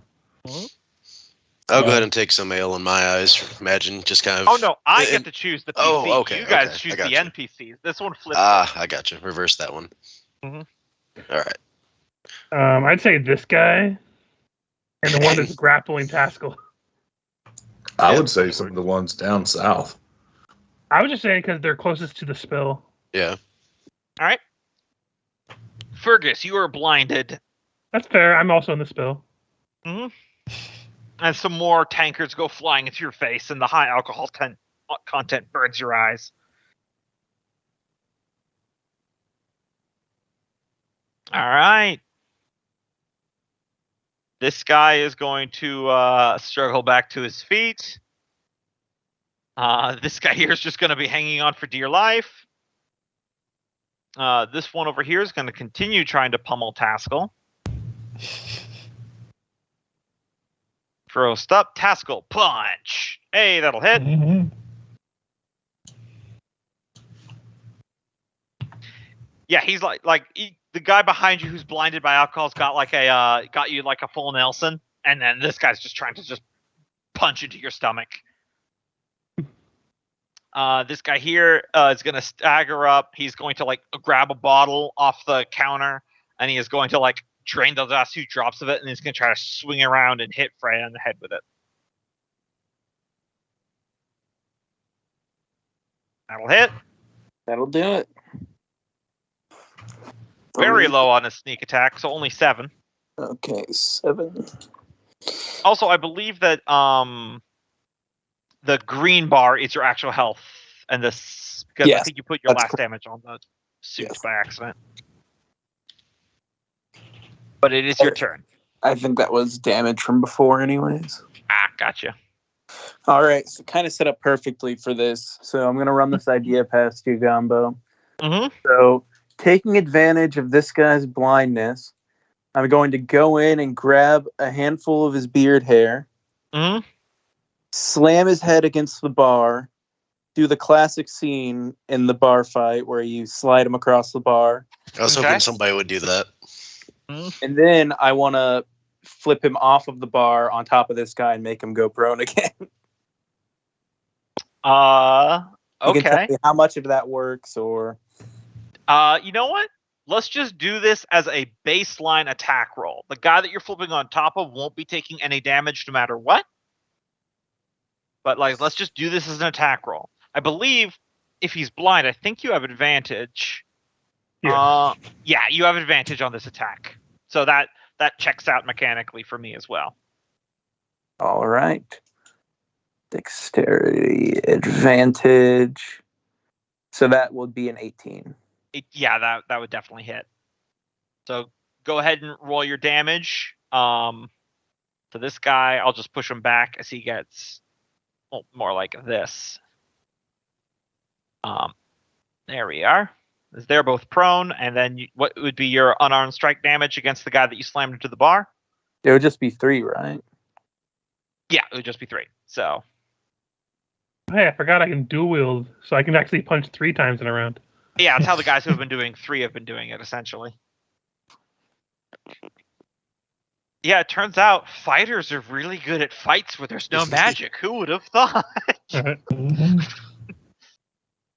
So yeah, Freya just... Bobby, everyone could dual wield. Yeah. You just I have the feature where I get to add my modifiers to my... Otherwise, for the rest of you, you would only be using your attribute, and it would do 1 point of damage. Honestly, at that point, I'm going to say don't do it just because it would clog up the chat with rolls for 1 point. Yeah, you wouldn't get to add your proficiency bonus, and you wouldn't get to add any modifiers. So you'd be doing 1 point of damage. Yeah, but I actually have the feature that lets me dual wield. Yeah, that's what I'm saying. For the rest of you who don't have that, it would just gunk up the rolls. So yeah, Freya just completely decks some people there. Taskell. Yeah, with this guy kind of reeling, I would like to actually try to reverse the grapple if that's possible. Yeah. Give me an athletics at advantage. Alright, hopefully. Well, he rolled a natural 1. So, yep. Describe how you get out of this full Nelson and put this guy into a grapple. German suplex. I really don't know that much about wrestling, so I'd probably just manage to finally slip out when he's distracted by getting tankard to the face, and use that moment to Just get back up on him and Mhm. fuck. Yep. Get him in a lock of arms and head. You got control of it.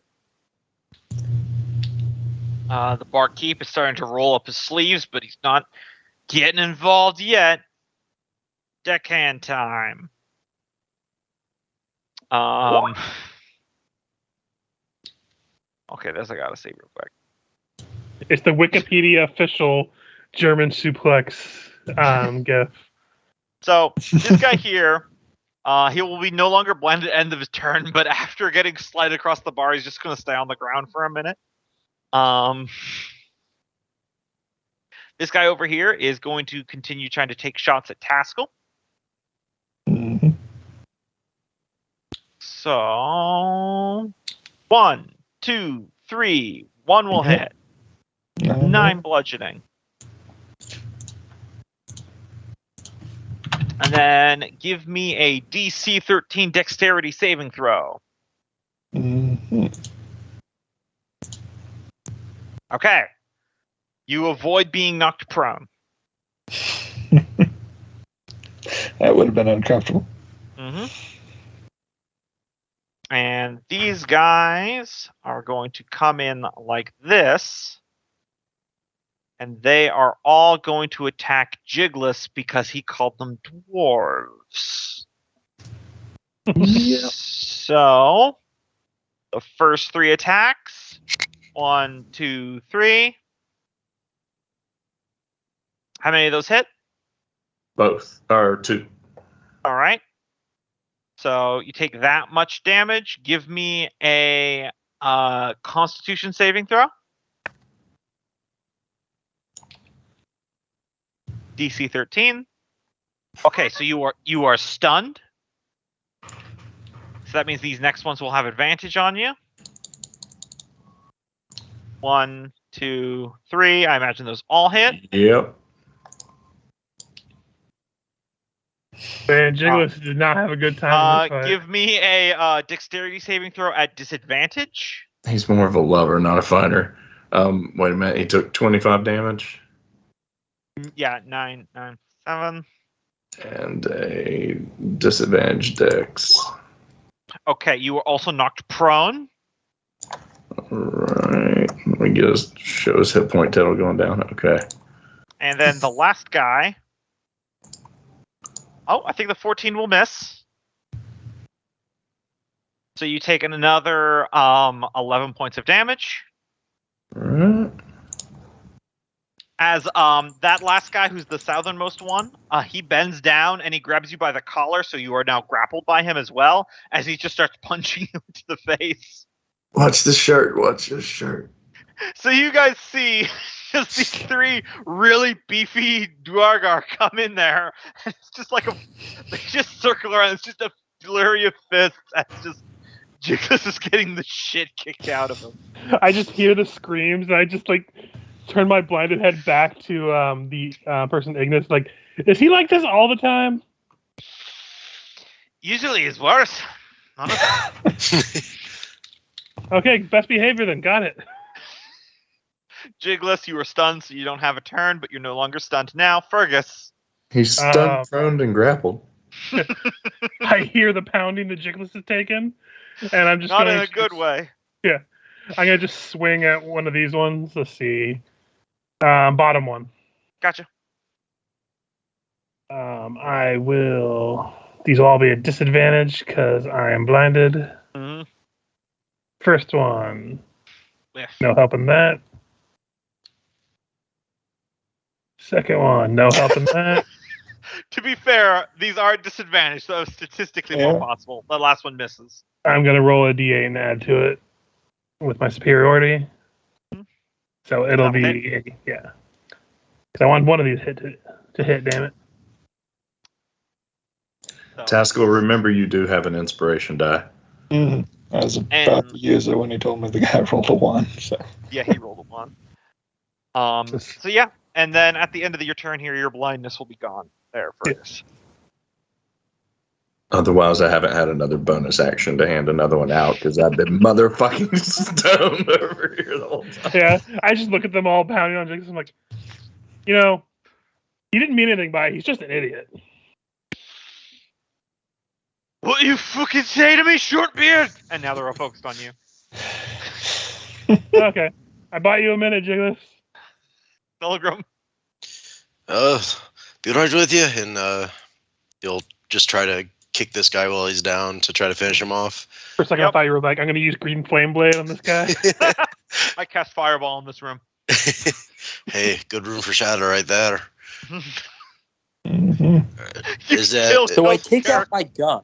so is that advantage? So anyway, I Yeah, start he's prone, blasting. so you have advantage. And that knocks him out. All right. Only the second guy you guys have brought up. Right? I'll switch my focus to Gumbo, this I have a question when he's done with his turn before we go on. Is Nolgrim done? I didn't want to interrupt you. Yeah, that was we it. got one attack. My Hunter's Eye bonus action, Hunter's Mark, is that considered a spell because it's a feature, like a boon? I'm gonna say in this case, yes. Okay, that's fine. I wanted to ask before I try to use it. But I could use the stuff to like give vulnerabilities and stuff if I needed to, but Yeah. I imagine that won't come up too much. The Hunter's Mark, the checking for vulnerabilities, you can do whatever. Yeah. Okay. All right, so Tavern Brawl action. Fergus, you were going to be grappled and restrained. Okay. And you guys can choose someone to be grappled and restrained. No, we'll go this guy. Let's do Jiggles. We're grappling each other. Right.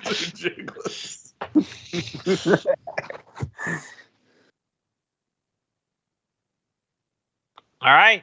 Yeah, and this is just like, because there's other Duergar that are fighting amongst each other. It's not the entire bar against you. It's all of it going completely insane. Mm-hmm.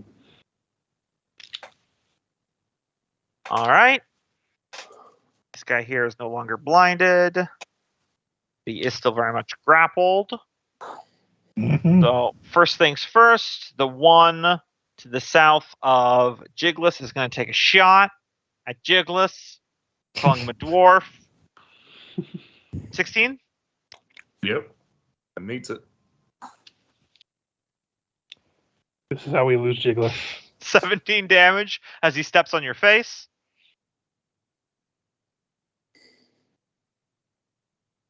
It Next just says up, plus 2d6. above it, 4. I rolled 2. He has to roll the sneak attack separate. 7 because damage. I thought you said 17. No, 7 damage. Gotcha. 17 would be Alas, poor bad. Jiggles. I knew him well. So one Buccaneer is going to try to get out of the grapple. Oh, don't like it, do you? Oh, that's Mhm. 12. So nope, he's still stuck in there. But the last one is going to try to punch Taskell. And miss. Freya. Okay. Let's step up and curb stomp this guy. Hey, you're Alright. stealing my act. You got advantage. Advantage. Though That'll miss. that'll actually be a 15. The 15, then yeah, that'll hit. Okay, And then he'll so take 3 more. He's still conscious. Smarting, but still conscious. Does she only have one attack? The suit gives her more. Gotcha. That's the entire like premise of the archetype, is that you're like really badass in the suit, but then you're a little lackluster outside of it. Taskell. Mm-hmm. So what I would like to do is take a second.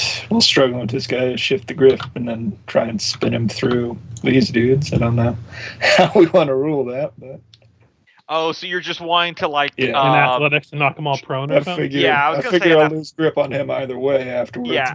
I'll say in athletics, and if you succeed, I'll say, I don't know, DC 15, you'll knock everyone prone. All right, I will go for it, and I'll go ahead and use that dice afterwards, and I'll need it. This is a 1d6, right? I thought it was a Yep. D8 at the total. Bardic Oh, no, it's a- inspiration. No, I thought it was a 1d8. Yeah, 1d8. Well, that increases the chances a good deal, but hey. Nope. Ah. Darn. Yeah. All right. So he flings over here. He is still prone, but no longer grappled. And you managed to get these two guys knocked prone. Not the full Goku Dragon throw that you were looking for. Yeah, no, that's pretty much exactly how I figured that'd play out, is it'd get at least one and maybe two. Wait, are we 10th level? No. Okay. You're 9th. We're 9th. Can we level up? I was just looking. It goes up to a D10 at 10th level. Yep. All right. So the bartender here's had just about enough of everyone's shit. He is going to use his action to enlarge person. And on his next turn, he's getting involved. So, deckhand time. One of them is going to keep grappling Fergus, but this one is going to step over Jiggles' prone body to get to Fergus. This guy is going to step up. This guy's also going to step up. So I got a lot of attack rolls to do. So first up, we got some ones against Fergus. All at advantage. Yep. So, hold on. Oh, I realized this guy in the center here is actually, he was obscured by Nograms, but he is grappled and restrained. So never mind him. So first up, Fergus. Hits, miss. So you take 13 points of damage and give me a Constitution saving throw, DC 13. Hey, you're not stunned. Hey. We'll see how long that lasts. This guy's going to try to break out. He does manage to break out of his grapple and restraint, but that is his entire turn. Okay, and now we got some attacks coming Freya's way. 1, 2, 3. I believe the 2 19s will hit. So you take Yes, they will. 14. 14 damage, and then give me a dexterity saving throw. 18 and a dex save. Come on, it's taking a second to load. Worries. All right, you are knocked prone. I'm going to Flash of Genius, add 5, so that's a 16. You brace yourself against the bar, and then you are not knocked prone. All right. Now we got some coming at Teskel. 1, 2, 3. One will hit. Mm-hmm. All right. Give me a Constitution saving throw. Oh, sorry, dexterity. Yeah. Yeah, that's a 3 either way. Yep, so you're knocked prone. And then No, the one my own medicine. and then the one holding Jiggles will punch him once at advantage. You take 8 damage there, Jiggles. Is he unconscious? Not yet. Don't worry. By the time you get up, you will be. Jiggles, it's your turn. You're no longer stunned, but you are prone. What about spells that affect your movement? What the hell? I'll allow it. I mean, at this point, the bartender is just enlarged person, so... Yeah, but that Juger can do that innately. For them, it's not a big deal. Everyone except for you in this bar could do that. And Jiggles. That's what I mean. You guys. I mean, technically, it's amazing that they all haven't turned invisible on you. All right, so he's gonna Well, then all the bets would be off. And this is from his touched ability anyway, so Yeah. same kind of reason why he can use it. So he is going to just Misty Step to over here and start yelling at Ignis. Damn it, this was just to see how tough they are. Why do they keep punching the shit out of me? This is low blow. And What? hey, I can't hear you. She's taking a drink. the surface dwellers are much prettier than you folks. And he's going to use... And then all the Drugar, the entire bar, run faster. He's going to use Vicious Mockery on this one right here, next to Fergus, to give him disadvantage. And why did it roll 7 damage? That seems like it should only just be 4. Well, he succeeds. Well, it rolls 2d4 because the level you're at. Yeah. Oh, that's... I thought it was just 1. And he succeeds anyway, so okay. no effect. Does he still have the disadvantage? Nope. Yeah. It resists everything if it's a cantrip usually. It's a cantrip, yeah. Yep. And then Jiggles stands up and starts cleaning himself off. I love the fact that you just keep trying to say, all the surface dwarfs are better than you guys. I just imagine everyone going, that's really going to set us good. Yeah, stop fighting each other. We're going to form a neat, orderly line to all kick Jiggles in the dick. He's riling up the group, trying to make the surface dwarves look good, trying to draw attention toward himself and use himself as a premier distraction. He's just like in the line. Everyone's just kicking him in the dick, and then he just looks up. He's just like, Fergus, where are you in the line? Yeah. I bandwagon Fergus. Breaking free. Mm-hmm. You're free, but it's your action. Yeah. Let me see something real quick. Let me just take these things off. Yeah, I'm going to use my bonus action to second wind. Mm-hmm. Yeah, 6 health back. And I just wipe this blood from my mouth, and so after someone had punched me, and I just spit in the guy in front of me's eye. Mm-hmm. All right, Nolgrim. Nolgrim will look at this guy and say, "Oi, have you seen my pretty new helmet?" And grab him by the lapel and go in for a headbutt. Nice. If you hit, I'll give you an extra 2 damage for that zinger. Yep, you'll take 6. All right. And yeah, that's all I got. But I like incorporating the helmet into the fight. Yeah. And the helmet will remember that forever. Yes, it will. When you go to bed like 10 years later, helmet, repeat to me what I said in that bar fight. I thought it was so cool. Helmet, tell me all the one-liners I've ever said. Now we're counting 4 days worth of one-liners. Yes.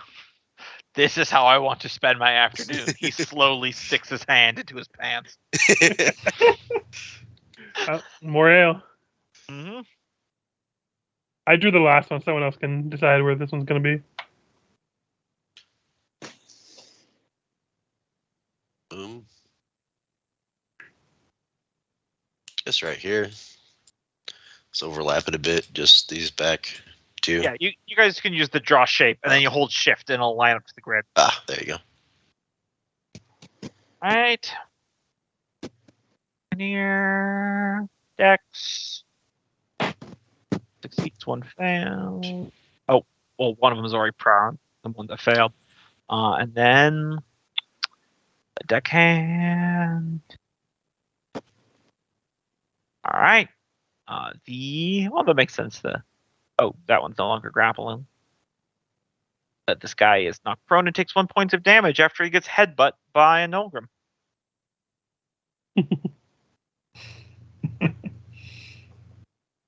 And Tira is going to try and maybe grab onto his leg and death roll him down. Oh, yeah. No. Nothing like some dwarven mud ale wrestling. I'm sorry, but neither of you are hot enough for this to be interesting, Pascal. We've already established that Nolgrim is the pretty one.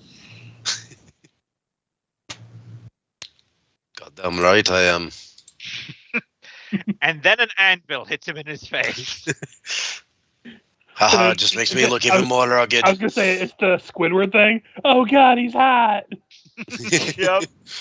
So these guys are standing up. This guy's gonna go over here. He's not treating it as difficult terrain, so we'll see if he falls on his I was face. gonna say it says anyone who enters has to roll it. So Yeah, unless they're treating it as difficult terrain. He succeeds though. All right. So we will get 2 attacks against Fergus, 1 against Haskell. So first up, Fergus. 1 hit, 2 miss. 10 That'll points. be a sweet 10 points damage, and then against Haskell. You say you're rolling a lot of natural ones today. Oh, I'm not You rolling would a have, lot of natural ones. I'm just rolling them on the worst rolls I could choose. You would have advantage because I'm prone. Right. Thank you for being honest. The best one though is I was like, I pray to the gods, do not let me roll 1. I clicked the button, bam, 1. Yep. The Haskell takes 9 points of damage. Yeah, you did let me throw a motherfucker through 2 other motherfuckers. Yep, that's always good fun. Mm-hmm. Freya. The question is Haskell adding his fire damage to all of his punches? I imagine he's not. All right, where is the light coming from in this room? I mean, even without the alcohol, all they over have the like floor. hot coals from like some furnaces from the floor below down here that have heat emanating up. So yes, the air is slowly starting to smell cooked fish. Jiggles is standing over there, but that's where the lighting is coming from. And there's nothing like on the ceiling or anything. Yeah, it's very dimly lit. No chandelier swinging. Sorry. Thinking if the light was coming from up top, maybe I could like drop it on top of the big guy or something. But I thought I'd ask. Yep. So I'm just gonna go ahead and punch this guy in front of me. Do it. Give him a jab.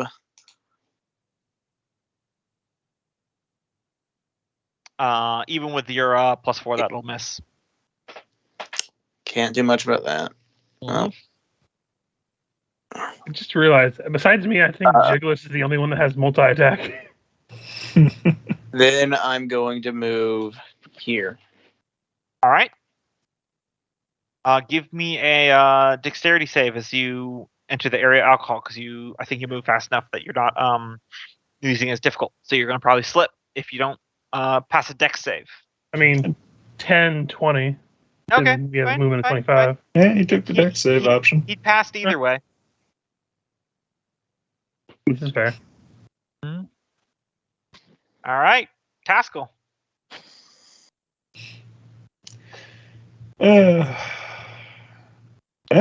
Yeah, the one did try to punch me. Let's see if I can do the death roll on him and then get up afterwards. It's like That part guy? of the movement. Yeah. Sure. Yeah. So we gotta do athletics against him. Yep.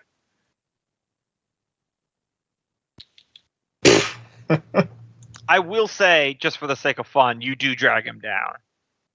He doesn't take any damage, and you don't stand up, but you grab him by his belt and you yank him down into the slippery floor. His pants fall down and he's now hanging there with his ankles. Mm-hmm. He goes commando underneath. The amount of hair that's down there. Oh, yeah. You can't see skin. He's part Yeti. All right. Let me finish this. So this would be... Actually, we prefer the term Squatch folk. It's very insensitive of you. All right. So Do you know the history behind that word? this guy's going to climb over the bar, and he's just going to try to kick Nilgrim in the face. Miss. Big punch. He's only got 1 attack. But it's probably going to hurt. Mm-hmm.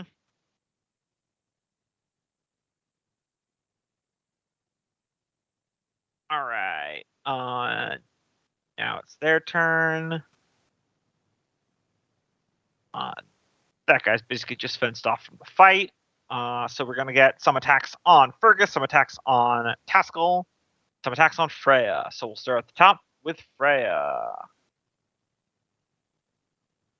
1, 2, 3. That's a whole lot of no. What piddly little attacks. And next up is Fergus.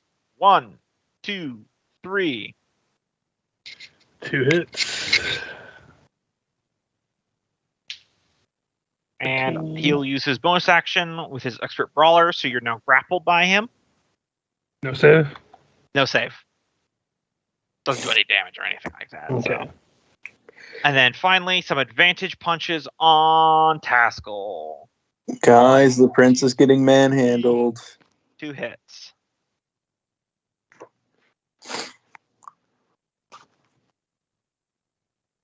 He's getting manhandled.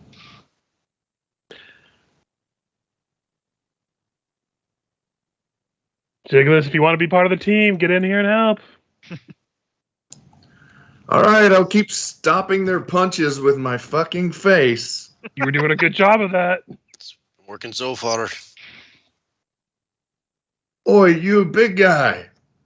I saw your mother down by the docks again. She is an ogre. Another vicious mockery. Because I have 6 hit points. Mm-hmm. They never found Jiggless's body. do remember if you bonus had act. He failed. Oh well. Bonus action throw out to and remember that gives him disadvantage on his next attack. Oh yeah. And throw out a bardic inspiration to Nulgrim and say, he's very flabby around the bottom. I mean around the middle. I'd try hitting him there. All right, Fergus. Okay. I don't want to. I can attack fine while grappled, right? Yeah. Which one's grappling me? It is This this one here. Yeah. Okay. Let's see. What do I want to do? Well, first I'm going to use my feature for bonus action to do insightful fighting. Mm-hmm. So it's a deception versus my insight. Okay. That should be too high for me. 14 against whatever deception he rolls. 0. Okay, so I get sneak attack on him regardless of if he's within an ally's reach or anything. Mm-hmm. And so I'm going to just punch him a couple times. All right, and yes, Cope, this is all non-lethal damage. Even if you go to 0, you're just gonna be unconscious, drooling into the floor. I just rolled That'll hit. advantage for both of my attacks, so. Yep. So both hit.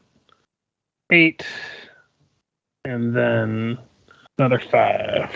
Oh yeah, he's fully cold cocked. I imagine took both hits to knock him down, so. Yeah.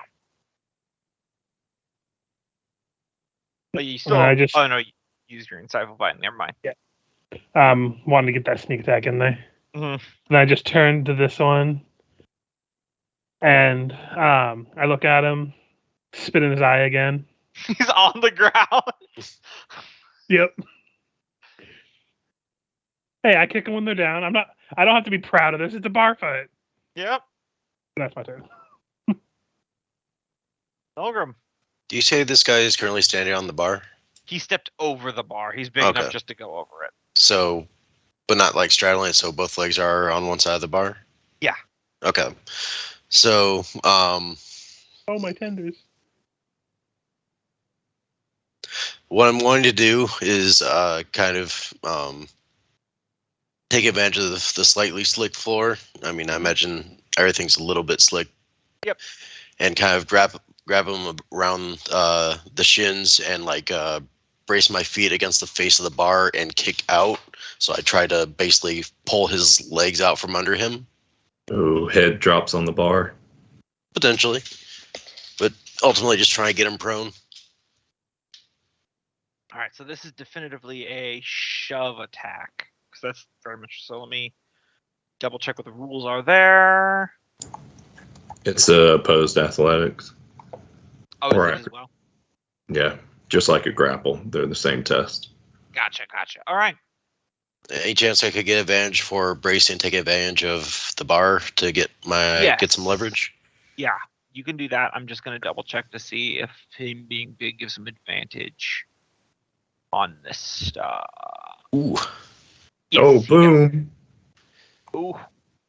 Only way he'll succeed is if he also gets a natural 20.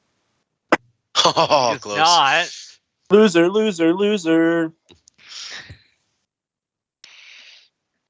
All right, so you were trying to hit him on the bar, you said? Yeah, basically swing his legs out and cause his mass to kind of, hit the bar. Back of the head, fall back on the bar. Roll me 3d8. While he's rolling that, I just gotta say, I finally pieced together what Freya makes me think of. Oh? She's the dwarven equivalent of the Fortnite kid. So he takes 14 damage as he's knocked prone and stunned. I'll take that. Natural 20s. Mm-hmm. Yeah, stunned means you can't attack next time. Tavern Brawl. I'll use the rest of my movement to stand back up. Gotcha. Chair smash. Oh, this guy will be stunned. And this guy that got spit in his eye will also be stunned. So you guys choose two of you who are stunned. I'm gonna nominate Jiggles. Nobody can quite reach him, so a chair comes from out of nowhere. Too much. He yelled too loud on his last leg, and it's just like, oh. So one of the bar stools just come flinging towards his head. Grilled fish smell intensifies. I like that better. A sizzling enters the room. I could take the next since I think I got a good chunk of health left, and you guys might like some ability to do stuff. Sure. I was gonna say, if you don't take it, I'll take it, I guess. But I think I'm probably the one dishing out the most hurt. Yeah, I'm not dishing out much damage apart from when I get a little bit narrative. Well, we need to actually pick two people. Well, yeah, Jiggles just got pegged in the head by a stool. Okay.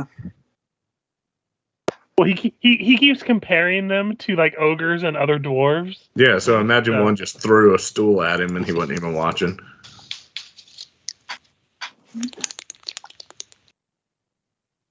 All right.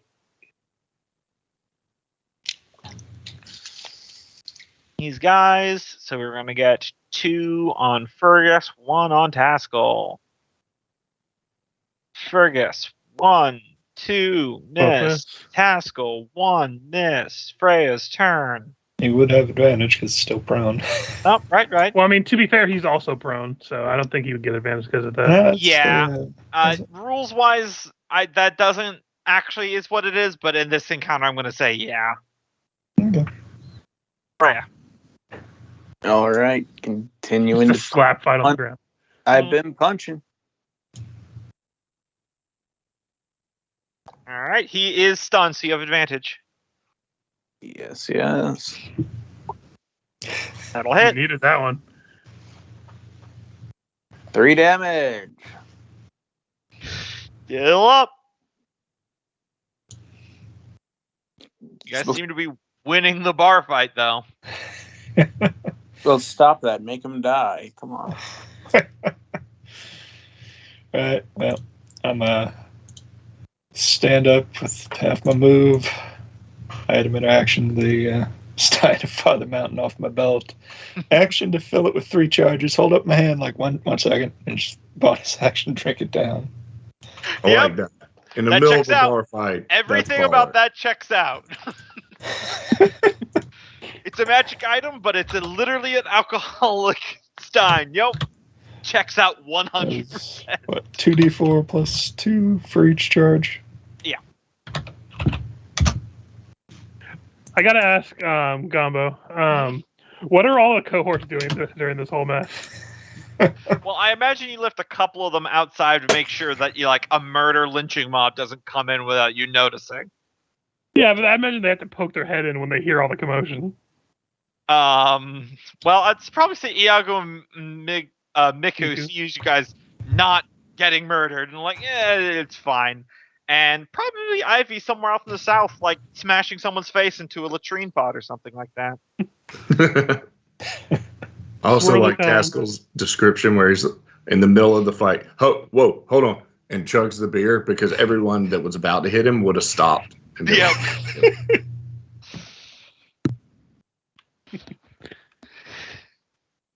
This guy is stunned. All right. So this guy is going to try to run around here. So we got some Fists of Fury coming in at Taskell and Fergus. So unarmed strikes, Fergus. 1, 2, 3. One will hit. Actually, I'm going to use a D8 and try to block it. All right. I block it. Okay. Taskell. 1, 2, 3. Yep, 2 of them. So 16. Mm-hmm. All right. And glad you drank that potion. Take the stun condition off of all the stun ones. Jiggles is still stunned, so it is Fergus's turn. I'm just gonna take a barstool that I have nearby and like put it like on top of the guy that's prone, and using that, I'm just gonna like spin it like a top back and forth, just smacking the sides of the legs into the guy's body. I'll give you some extra damage if you hit. I will roll a D8 because I want this to hit. No, I mean it would be at advantage because he's prone. Okay, so I'll take the other roll then. There it is. Let's see, how many hit points does he have left? Okay. So, oh my god, how much damage is that? So I was gonna 14, 20. Yeah. You knocked him unconscious. And then for flavor, he's unconscious. I leap onto the bar stool and do like a spinning kick on top of this guy's head to the south. Gotcha. I know I will provoke as I move out of this guy's threatened space, though. Yep. Nope. Yep. For 5. To the guy to right south of me.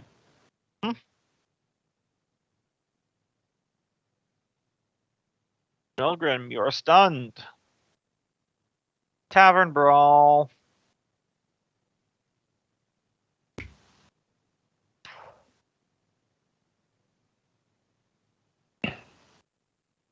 All right, let's see here. Taskell, you will be grappled and restrained. You guys can then pick one NPC. I'll pick this guy. Yeah, let's use the giant. So he gets dogpiled by a bunch of... Okay. There we go. Shame, he was going to go step on Jiggles too.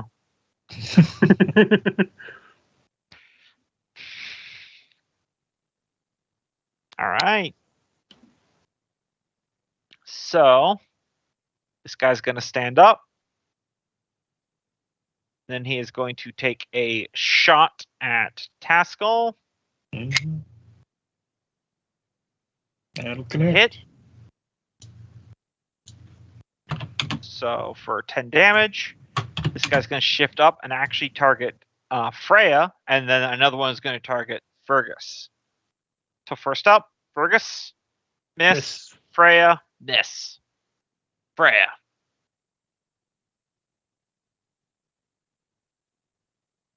All right, I'm going to continue to try and punch this man up here. Trying desperately to knock him out. Jesus Christ. They were the stronger of the two mook types. Yep, and you're doing 3 damage, so.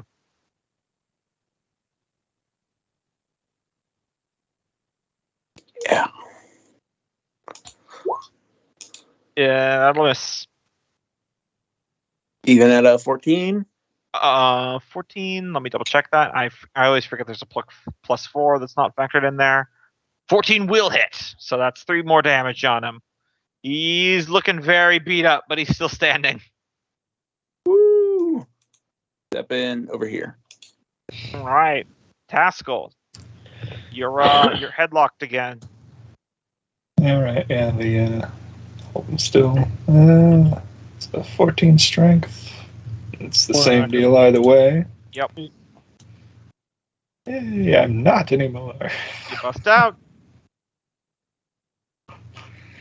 But that is the action, so can't do much else. Moving will just get me attacked. So This guy is going to, at advantage, try to break out.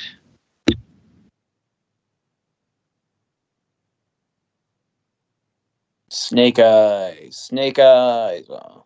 Natural 20. It's like a full-on like Neo in the pile of Agent Smith things where it's just a bunch of Dugar all over him and just go blah, and they would just go flying across. It's raining Duergar. He stands up. He's no longer prone. He's no longer restrained. Nilgrim and Freya, you will get an attack as he marches his butt down over here. I don't think he has the movement for it. It's half to stand up, and then that's difficult terrain, right? No, he's going to perform the dex saving throw. Yeah, so Come on, it doesn't that have one. difficult terrain. He rolled a So 3. he comedically goes whoop, and then he falls prone as he reaches the end of his movement and takes 1 damage. An awesome That's moment is undercut. Nilgrim misses. Freya hits. Okay, so he takes 3 from my Fists of Fury.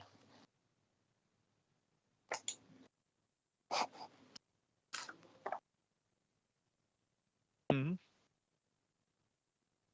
All right. So, some punches against Taskell, some punches against Freya. And there's also that guy to the south that needs to.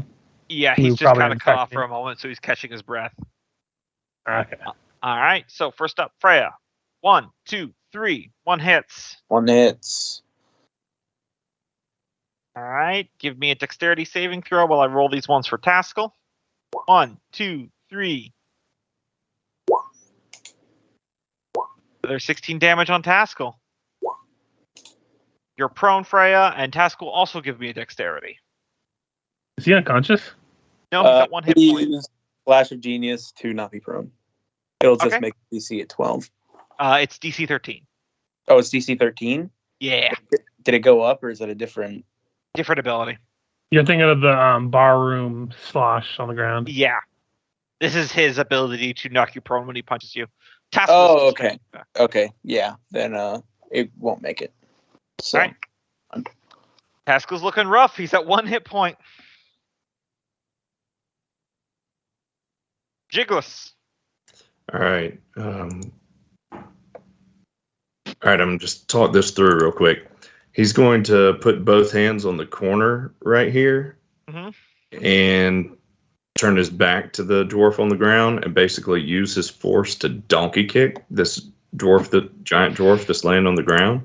Meanwhile, trying to use this, which if he lands it, knocks him 5 feet away plus the bardic die to try and send him crashing into these 2 guys, sliding into their feet. Tell you what, if you hit this attack roll, which will be at advantage, he will slip on the alcohol and he will go straight across this way and knock everyone prone. I think he's already laying on the ground.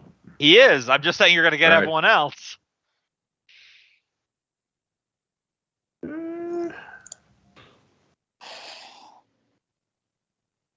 Yeah, I don't want to knock up. That's just my comrades. Okay, I'll let you Can do I? it. Can I move? Can I Let you do move it at here? an angle if you would prefer this.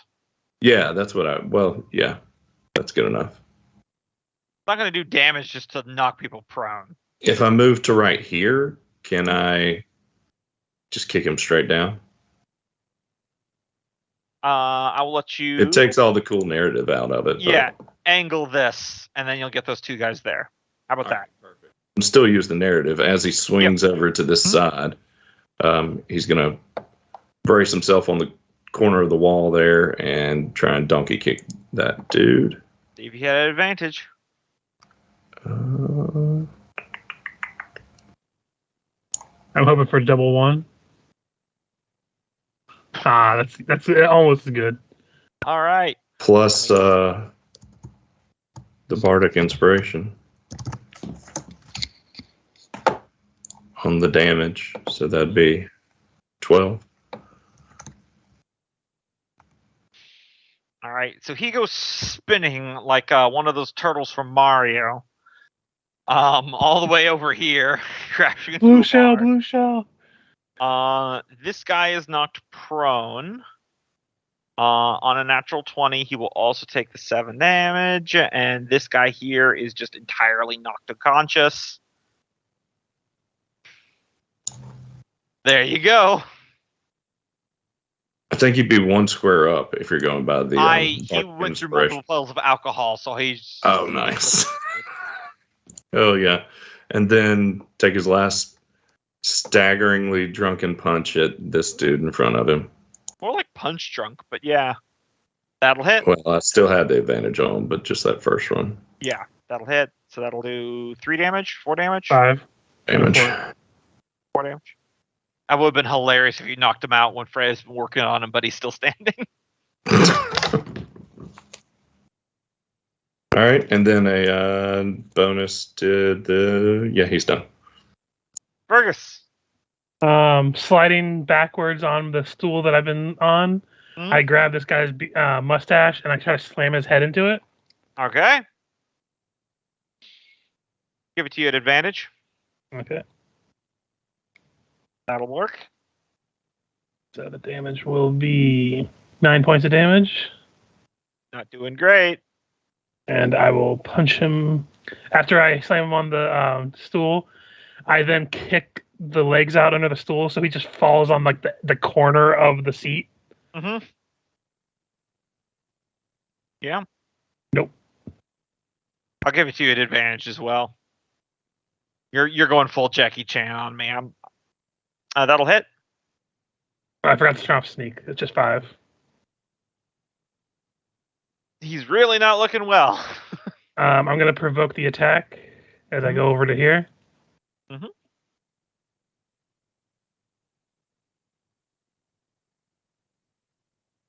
Bonus. Belgrade. And I'm going to. Oh, I was just going to say. Go ahead. I'm going to. Actually, I forgot. I keep forgetting I have 3 attacks. Mm-hmm. So before I had moved over there, that guy, as he hits the ground, I'm just going to curb stomp him right into this chair. All right. That'll hit. I keep forgetting to start sneak. 5 more points. He's wishing he wasn't standing. Yep. And I just look at this guy as I go over here, and I'm just gonna look at him and be like, "Your beard is worse than mine, and I shave." Just trying to basically draw attention away from Taskell. Mm-hmm. So that's my turn. Choose 2 NPCs as I choose 1 PC. I'll take the blindness this time. I mean, I choose I'll take it as well. Oh, I keep getting it backwards. Hold up. I think by Fergus continuing his turn, you forgot mine. Oh, right. Sorry. For no you worries. go first. Of course. I'll try my luck wading into the drink here.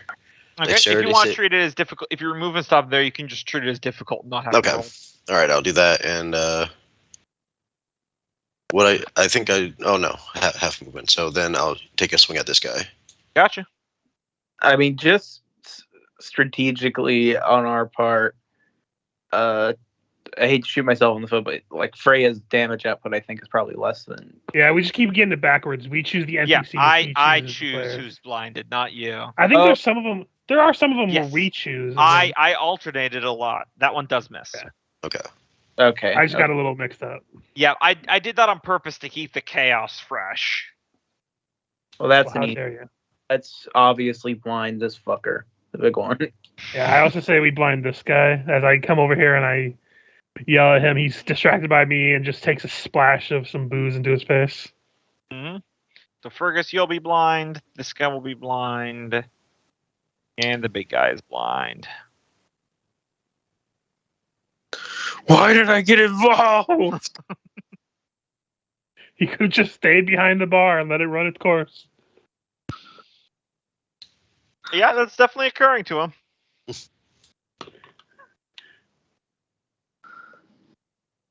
I'm back, All right. baby. Let me do a couple rolls. Okay, so this guy is disengaging out of there. He's pretty hurt, I think. Yep, this other guy is going to stay and fight. He's going to try to take one punch against Taskell. Punch! No! Freya. All right, I'm gonna tire him out. Okay. I may not be able to hit hard, but I'll last longer in the ring. It's a whole barroom brawl, and it's just that Freya and that guy in the corner, just like fisticuffs, both fists raised, just exchanging one punches. Well, you see, it's no longer full-on chaos brawl now. It's starting to die down as more people are getting knocked unconscious. So it's entering that really like eerie stage where there's just a lot of unconscious people strewn about, and there's still people kicking the shit out of each other. That suddenly reminds you this is actually extremely brutal. So go ahead and do your attack there, Freya. All right. Listen. He's Mike Tyson. I'm Buster Douglas. All right. Okay. I don't know who Buster Douglas is. Fuck! He staggers backwards and you miss. This is the backstory of why Freya takes that monk level. It would just be so useless to me anywhere else. No, you see, you take the one that lets you get astral arms, and then they come out of the suit. God, that would actually stack. That's stupid. I think you mean amazing. I need to talk to you about some things later, Richard. All right. I think I might know more about that. Well,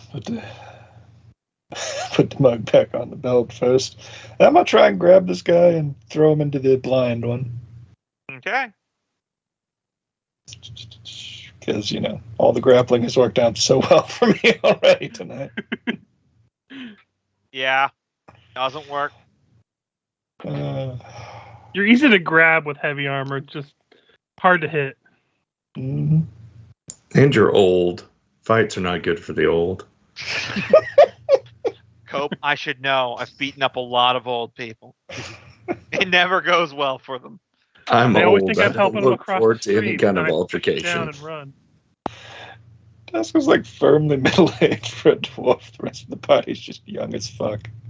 Yep, you can still move away if you'd like, because you still have your movement. Hey, I'll have you know I'm 80 because of a ghost shenanigan, which I looked that up.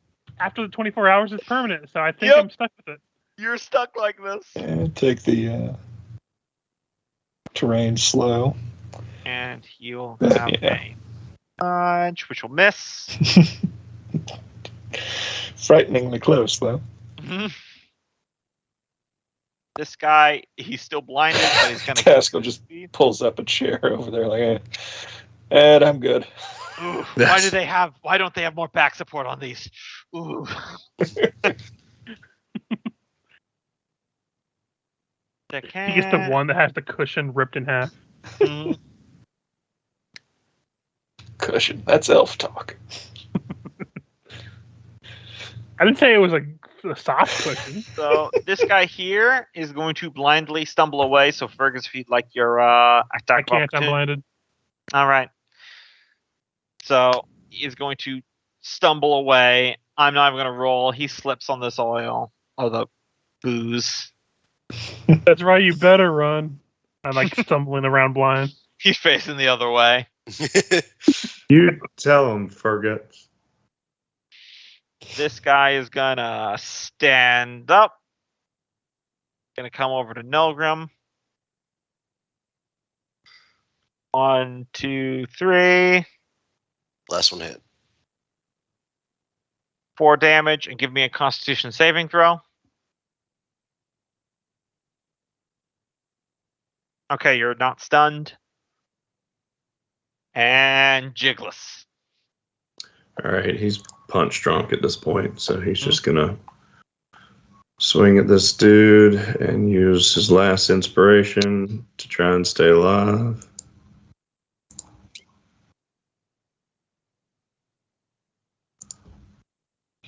Okay, that'll hit. Okay, so Freya, you watch Jigless knock the guy that you've been fighting unconscious with 1 punch. So his third punch. No, he's down now. I want Freya to punch Jigless and knock him unconscious. Why do you all hate Jigless? I love Jigless. No, I like Jigless. It's just, it's fun to rib him a little bit. He gets to carry the AC, right? Yeah. Okay.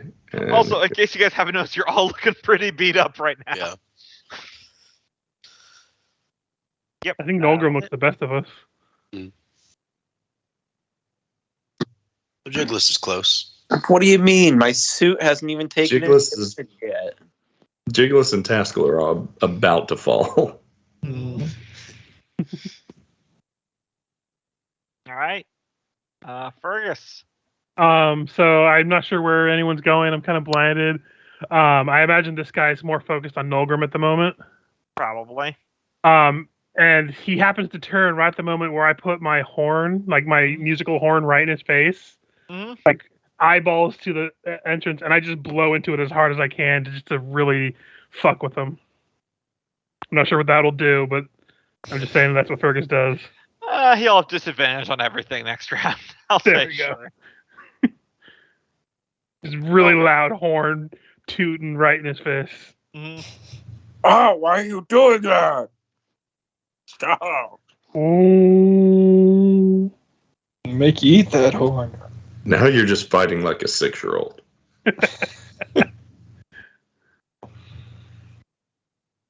Nolgrim. All right. Oh, 1 second.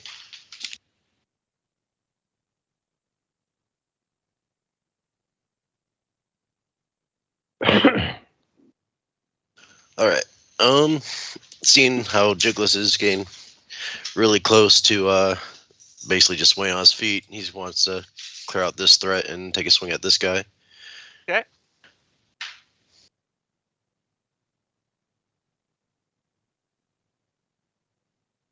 Actually, would I be able to basically grab hold of him and kind of try to swing him through the muck into his buddy?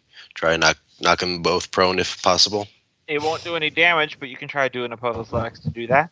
That's fine. Athletics. Ooh. 19. Ooh, nope, not so much. Yep. All right. Womp womp action.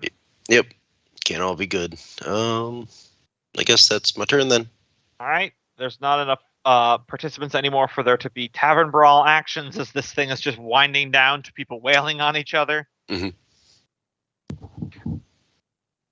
This guy's going to take a disadvantage punch against Fergus because he just blew into his ear. He misses you, punches a stone table, and breaks his hand. Man, just go home. I'm working on it. I feel like after that happened, everybody would have gone, ooh. Yeah. Freya, looks like there's really like 2 people left in this fight. Cool.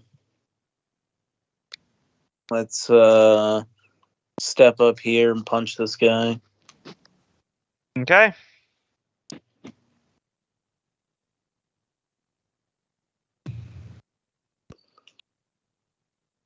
That'll miss. Oh, sorry, with the +4 that'll hit. Sorry, I keep forgetting that's a thing. Yeah, so take 3. Yeah, he's looking rough.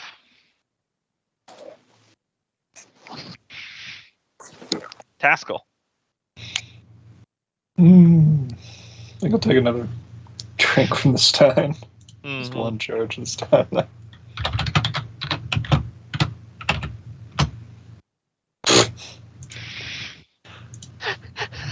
He's just over there like gingerly sipping it. He pulls out a steak from somewhere and presses it on the side of his head. I was gonna say sipping gingerly because of the busted lips. Mm-hmm. The burning helps the healing.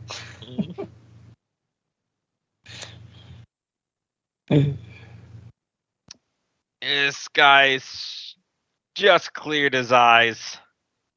And he's not so certain he wants to get involved anymore. He was just sliding across this entire bar floor. And he's spent most of the fight since he got involved on the floor. And to be fair, his bar probably has a nice dent on it from the back of his head. Yep. So he's just going to put his hands on his knees to catch his breath for a second. Not to mention whatever dent was put in the countertop when you busted his bar nuts. Yeah.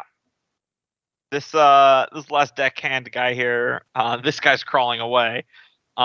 This last one just puts his hands up and just flops down on the ground. He's done. He has taken himself out of the fight. Jigless.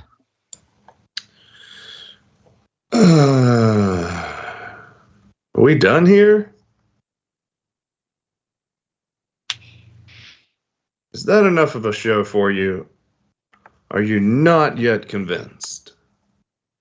Try persuasion with Ignis. Fuck. I've got no energy for it. Oh, honestly, I was convinced a few minutes ago, but then they started beating the shit out of you, so I just kind of let it go.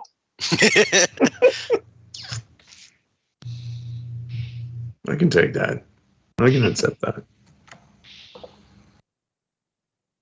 Well, should we start talking again?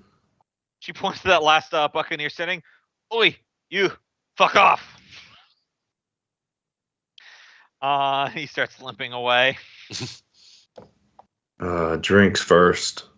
I just look at the bartenders like, do you want to help picking up the unconscious folk and get your bar cleaned up?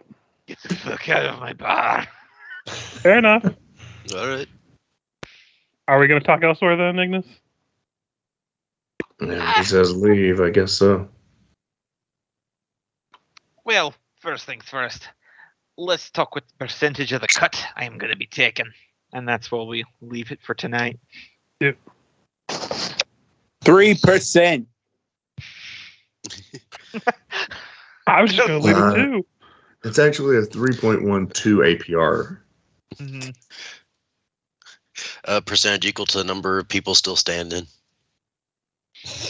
All right. Call that a cool 1,500 experience points for the house. I hope you guys enjoyed that. A slightly different flavor of encounter there. Yeah. Mm-hmm.